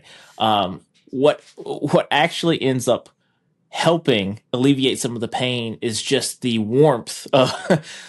So you can accomplish the same thing with a 5-gallon bucket with warm water in it. And you don't have to urinate on anybody. Please don't do that to your patients. Well, we're going to have to make the water warm. And to make it warm, we're just going to pee in it. There you go. That's a good halfway compromise. I'm not going to pee directly onto you. And it's not going to be pure pee. But I'm going to be peeing on you. It's a medical intervention, guys. Exactly. Follow your protocols, But yeah, please. is that one's probably not in the protocol. We're clearly kidding. Yes, yeah. I hope you know that. This deep in the podcast, come on. We're 2 hours in, and of course we're gonna get jokey. Yeah, we're loopy. But yeah, it's use the right things Exactly. for what you're And what you're again, doing. allergic reaction, it's the same thing. You're doing the same. It's the same procedures. The only difference is you got to get them out of the water first. I really hope, truly, that there's a provider somewhere in Iowa right now listening to this going, well, I will never encounter a jellyfish sting, but at least they make it fun. Exactly. Exactly. And transport. It's what we're there to do. And the severity really depends on the species and the types of exposure. Yeah. I mean, that's the name of the game for all of this kind of like wildlife in environment stuff is like, stay inside, go to an indoor pool, you're aces. I don't know. There's way more pee in an indoor pool than what we're talking right. about here. Absolutely. All right. So I think that finally, after there was a lot tonight. Yes. I feel like there's a lot every week. After this, it starts getting a little bit more succinct. Yeah. I think next week we're talking about one of my most difficult subjects. I don't know how you felt about it, Max, but OBGYN, like obstetrics. Yeah, there's a lot of birth.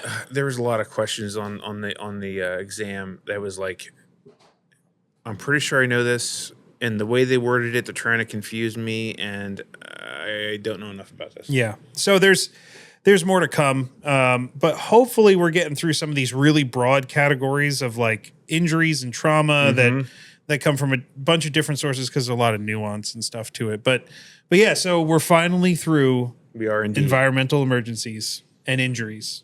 Mother Nature does not give a damn. Yep. But what are we talking about this week in our tools of the trade? Something that you might need if you're outside, maybe in differing lighting condition, and that is flashlights. Oh yeah, I mean that makes sense because it's like it's dark half the time. Exactly. I mean these are things that you should have with you. You're going to probably have them in your ambulance, and you should have on your person. I don't. So just a quick note. I don't think it's a probably. I think pretty much I would be very surprised if there was not a protocol or an ambulance certification in this country that did not require one or multiple flashlights within the truck. I know here in Pennsylvania, we have to have, I think, at least two handheld flashlights. Protocols are call for two. I mean, there's different kinds of flashlights. We talked about the pen light before already. Which is a terrible flashlight. It is a terrible flashlight. It's great for what it's for, but yeah, for seeing things at night, it is horrible, horrendous. The one type of light that you're probably going to find on your apparatus are lantern style or spotlights. That seems to be kind of the go-to for the lights that are found on the vehicle itself. Yeah, we have in my hometown agency, we have these giant ones that nobody ever touches. They're like, there's one behind the passenger seat in the cab, and then the other one is underneath the oxygen tank in the outside cabinet. Makes perfect sense. Where nobody ever goes to. You would think they would just have it on either side so that the driver and you the think passenger... they would be in accessible locations. But I guess, they start needing to put stuff in different places. I know that I have done, I don't know how many truck checks in my service. Not one time in any of that have they ever been mentioned. So the next time I go there, I am tearing that thing apart until I find them. You should. Because they got to be there somewhere. It's really helpful, by the way. I don't know. I mean, this is a total side note, and I know we're going long on this episode anyway, but if you have the opportunity to go through every single nook and cranny of your ambulance, like if you're going to your first few ride-alongs, even if you've been there forever, go through every single cabinet and write stuff down. Yep. I did that for my hometown service. I'm trying to put together a document for new EMTs and volunteers.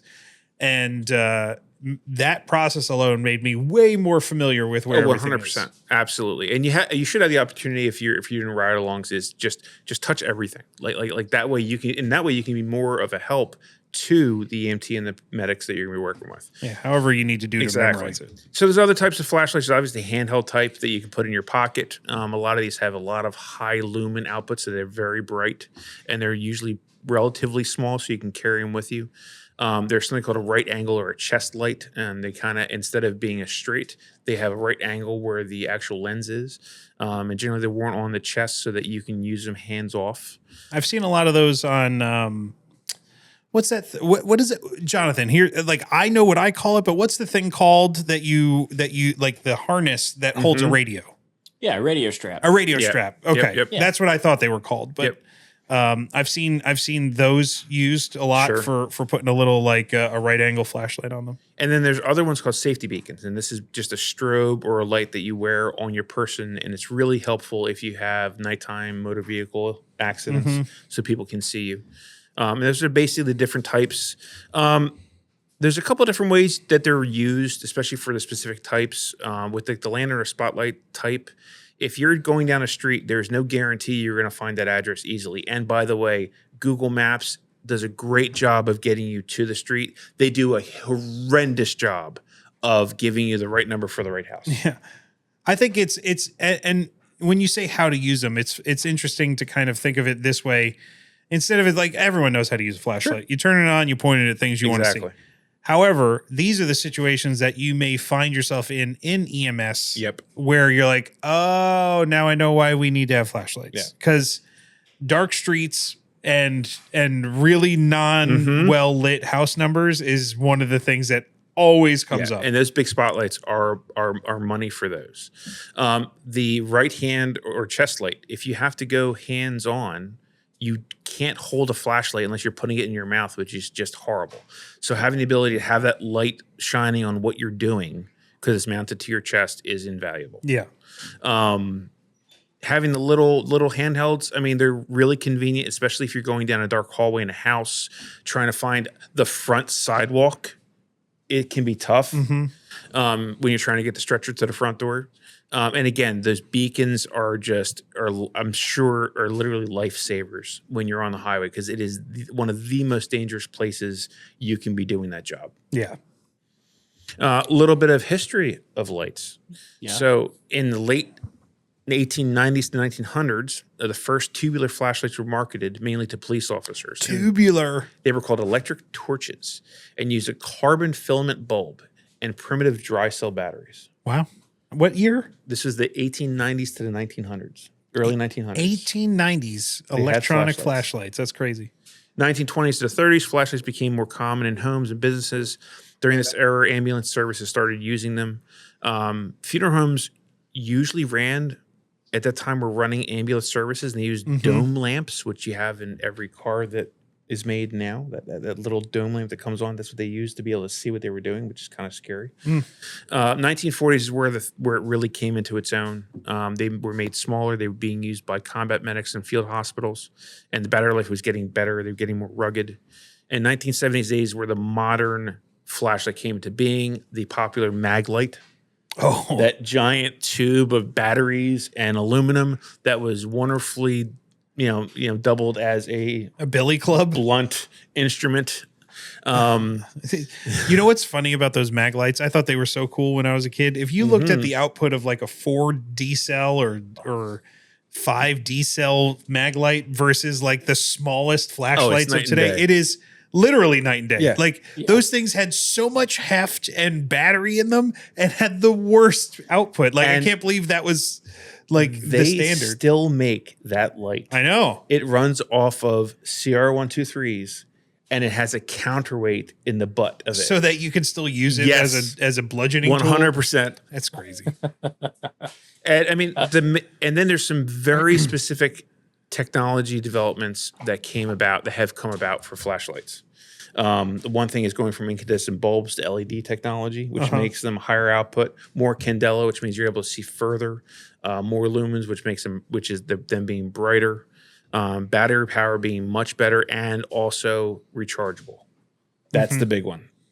So Max, as you're talking about batteries, and we're talking about, hey, make sure you check out where your flashlights and things, basically any of your equipment is, but specifically since we're talking about flashlights, make sure your flashlights have charged batteries or fresh batteries in them.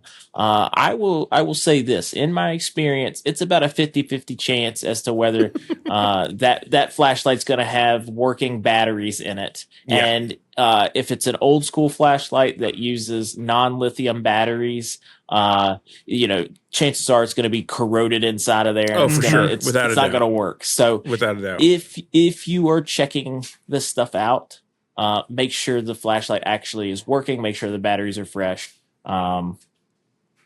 That's just a point of experience. I've had several instances where I've needed a flashlight before I started carrying my own, and they were dead. So always assume it's going to be dead and bring extra batteries. Exactly.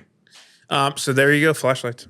All right, flashlights. I'd say that's definitely a big tool of the trade. Actually, yes. the last time I was a flashlight got used on a call that I was on. I carry a pretty bright, like, it's not really a utility light. It's just a very bright tubular flashlight in my pocket all the time. And one of the EMTs I was rolling with, he needed to see a head laceration better. So without even asking, he just reaches over and grabs the flashlight out of my pocket and starts using it as his examination light. And I'm like, that's fine. Whatever. That's what it's there for. It's there to be used. If you need a light, then you can use mine. But I'm like, but you should have one. Yeah. Like you should. And the funny part is, that's one of 4 that were on me at that point. Maybe no 5. Oh yeah. I have like 5 lights on me at any one time. So I had every overnight shift that I have run, I have used my personal light, and I ran with the same medic the next night, and this guy's like, hey.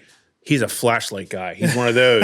And you know what they needed? The very first call? A flashlight? A flashlight. And I made fun of them the rest of the night for it. I was like, oh, we're going to Wawa. Oh, do you need me to put the light on the pump there for you so you can fill up the truck? Or, So, yeah. Have one. Carry one. Yeah. Flashlights.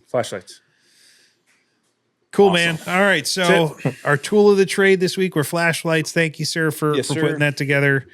And then that brings us to our final segment of this episode, and that is our questions. Our student test tip prep of the week, our student test prep of the week. And remind the listeners, we are 3 for 3. 3 weeks in a row? 3 weeks, maybe 4. I'm gonna say 6. I think you're 4. I think you're 4 weeks in a row. Is it 4? Point. I think you are 4 weeks in a row. Let's see if you can keep the streak up. We're gonna keep it up. That feels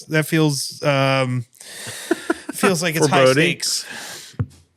All right. Are you all ready? Do you have the questions I sent you? I do indeed. Pulling them up right now. Okay. Where'd you send them? Are they in our chat? Just keep going. They're in our chat. Oh, there they are. I got them. Yep. All right. Gonna start with the question of the day. Let's do it. Okay. All right. In which of the following situations would the use of an oropharyngeal airway, an OPA, be warranted?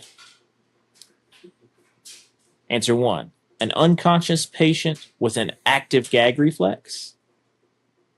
Answer 2. An unconscious patient with a closed head injury without a gag reflex and clear fluid draining from the nose and ears. Answer 3. A stroke patient who is semi-conscious and having problems breathing. And answer 4. A semi-conscious diabetic who has copious secretions. I know I'm locked in. I'm locked in too. Yep. Okay. All right. Which one? Which one? Do you, like? What's rule your out? What's your reasoning, Max? Like, what's your rationale? For my answer. Yeah, like what do you want to eliminate, or what do you want to eliminating? I would say first off, let's get rid of the unconscious patient with an active gag reflex, because that would be a reason to remove an oral airway. Mm-hmm. Right. Contraindication. Yep, contraindication. Okay. All right. And then we have go ahead. What else are you going to eliminate? I'm curious. Stroke patient who is semi-conscious and having problems breathing. Okay. And then I would also eliminate the semi-conscious diabetic who has copious secretions. Mike, do you agree with Max's assessment? I do agree. However, I think those two are the ones that add any level of difficulty to this, because a stroke patient who is semi-conscious and having problems breathing, it's not really a contraindication, Right. because, while typically if you're using an OPA, you're going to use them in an unconscious patient without a gag reflex, which is why the second one is most appropriate. Yep. But it's not really giving me an answer in those last two that is specifically contraindicated. Yep. Right. So that's the difficult part. But best answer of the four, this isn't one of the ones where I was like, oh, I can easily eliminate everything. It's one of the ones where I'm like, that answer there is the one where it feels like it's the best answer because it hits on all the marks of the indications of an oropharyngeal airway. Okay, so answer 2, an unconscious patient with a closed head injury without a gag reflex and clear fluid draining from the nose and ears. That's your answers? Yes. Yes, sir. Okay. All right. You are correct. Yay. Yay. Right. So yeah, we need to not have a gag reflex to be able to use an OPA. And I see what you're saying, Mike, about like, well, that first one, it clearly says we have a gag reflex. Mm-hmm. And then the answer you guys chose clearly says there is no gag reflex. And then the last two, it's like it doesn't directly say that, but we can probably Infer. guess. Yeah. We can probably infer that because they're semi-conscious, that they probably have an intact gag reflex. That's I think the takeaway is like, okay, you're inferring that it is not appropriate because there is possibly a gag reflex. Yep.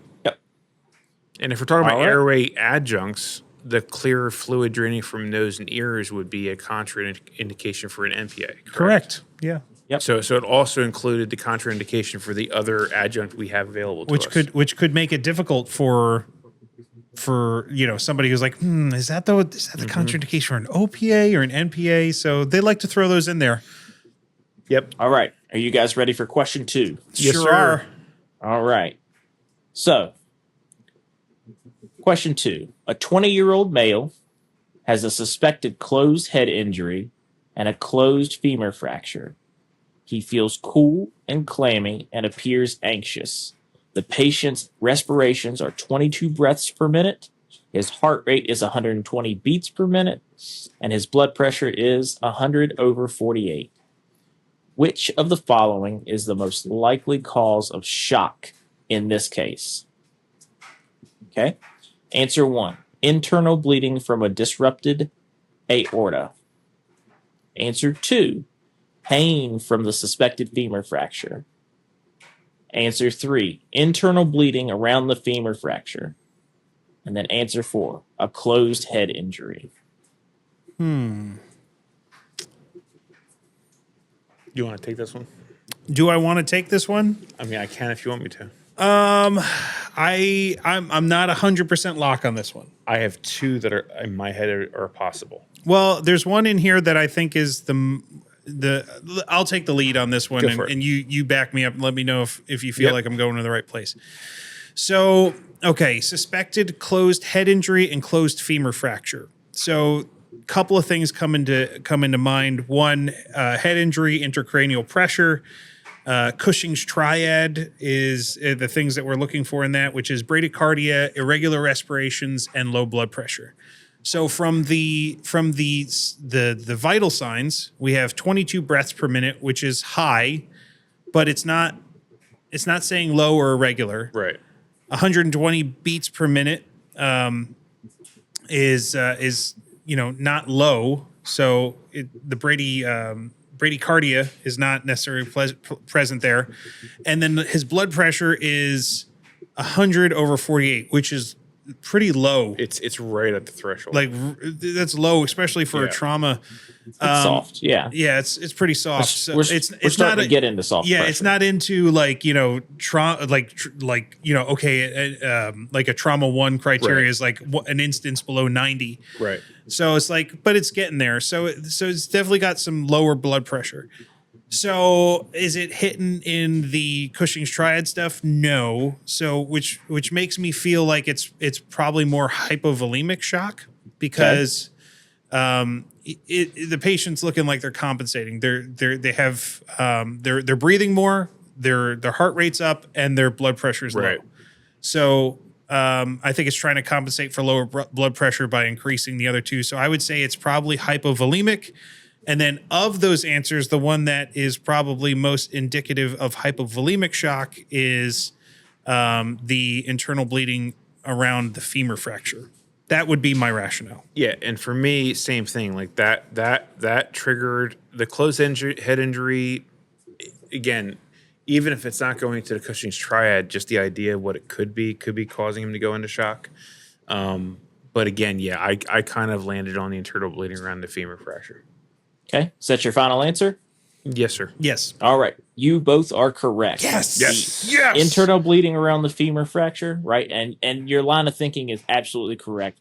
We have signs of hypovolemic shock.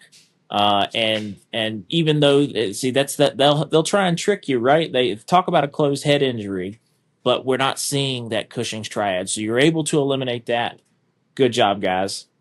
All right. I would say, hold on. The one thing I would say though is like internal bleeding from a disrupted aorta. That could be it too. It's just going to be not for very long. Right. Like that's hypovolemic shock as well. But like, well, and the big thing about it is when we're reading the question, there wasn't anything there's no thoracic injury. Aorta, Yep. Right. Like, Yep. So the most likely thing is that internal bleed from around the femur fracture. Yeah. So Yep. that is correct. Two All right. for two. Final question of the night.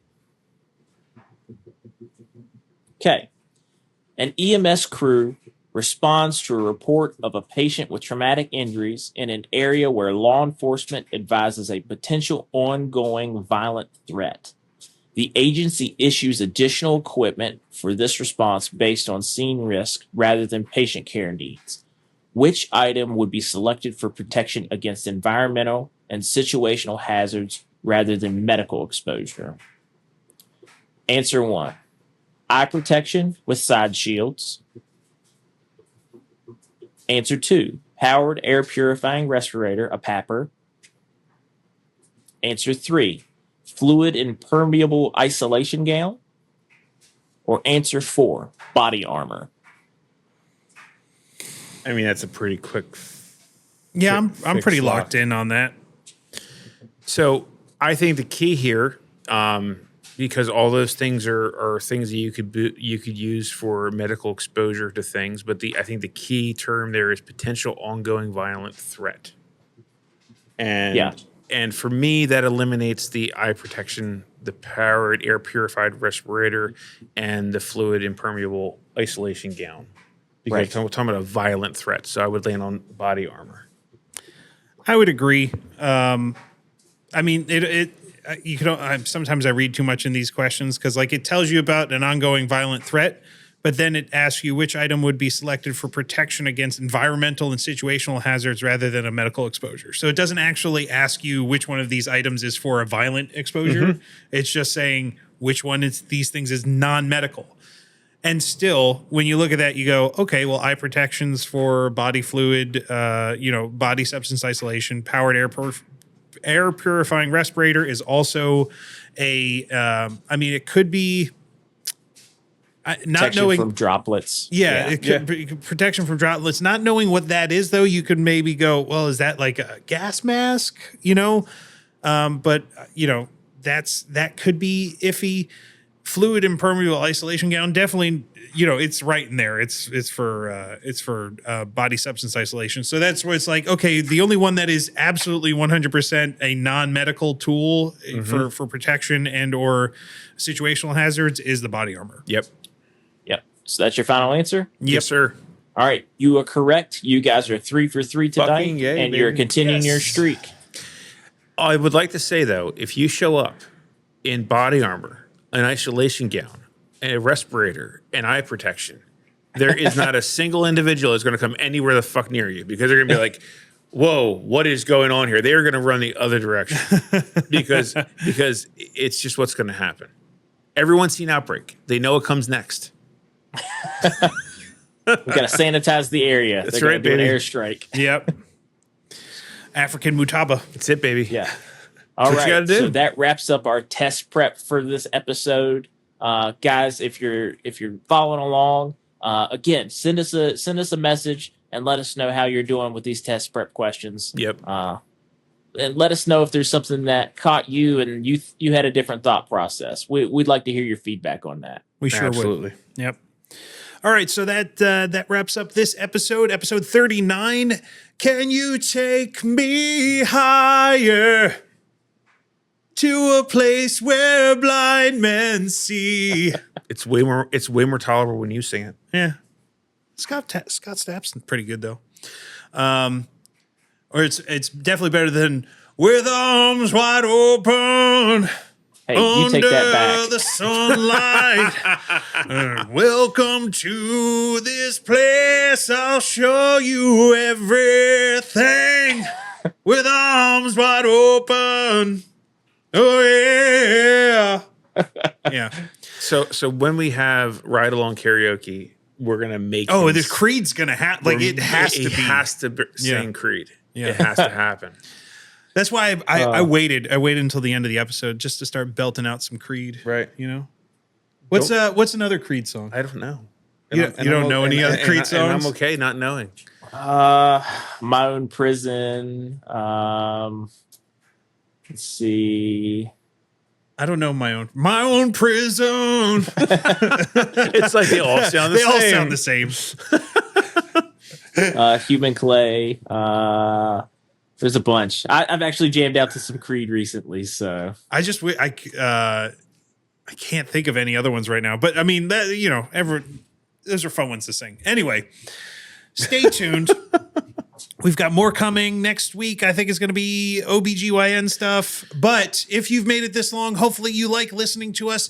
And you can check us out on the EMS 2020 podcast. We went on there and we did an awesome thing. And we had a call and basically got to do so much fun. A lot of fun things on there. It should be, I think, live by the time this episode comes out. So check it out. Go subscribe to those guys. Chris and Spencer, amazing people. Love talking to them. They're heroes. I just wish they were, on this side of the country and not over on the West Coast. Yes. Because I would love to meet them and get to shake their hands in person and Yes. hang out with them because they're a lot of fun.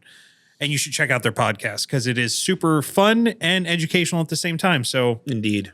they definitely beat us in the fun part. And the educational. Yes. But no, thank you all for joining us. Hope you're enjoying and getting some value out of all this stuff.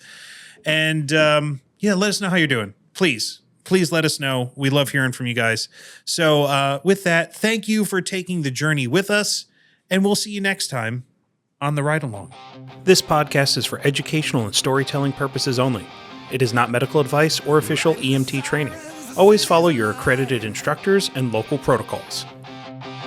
Heartbeats racing in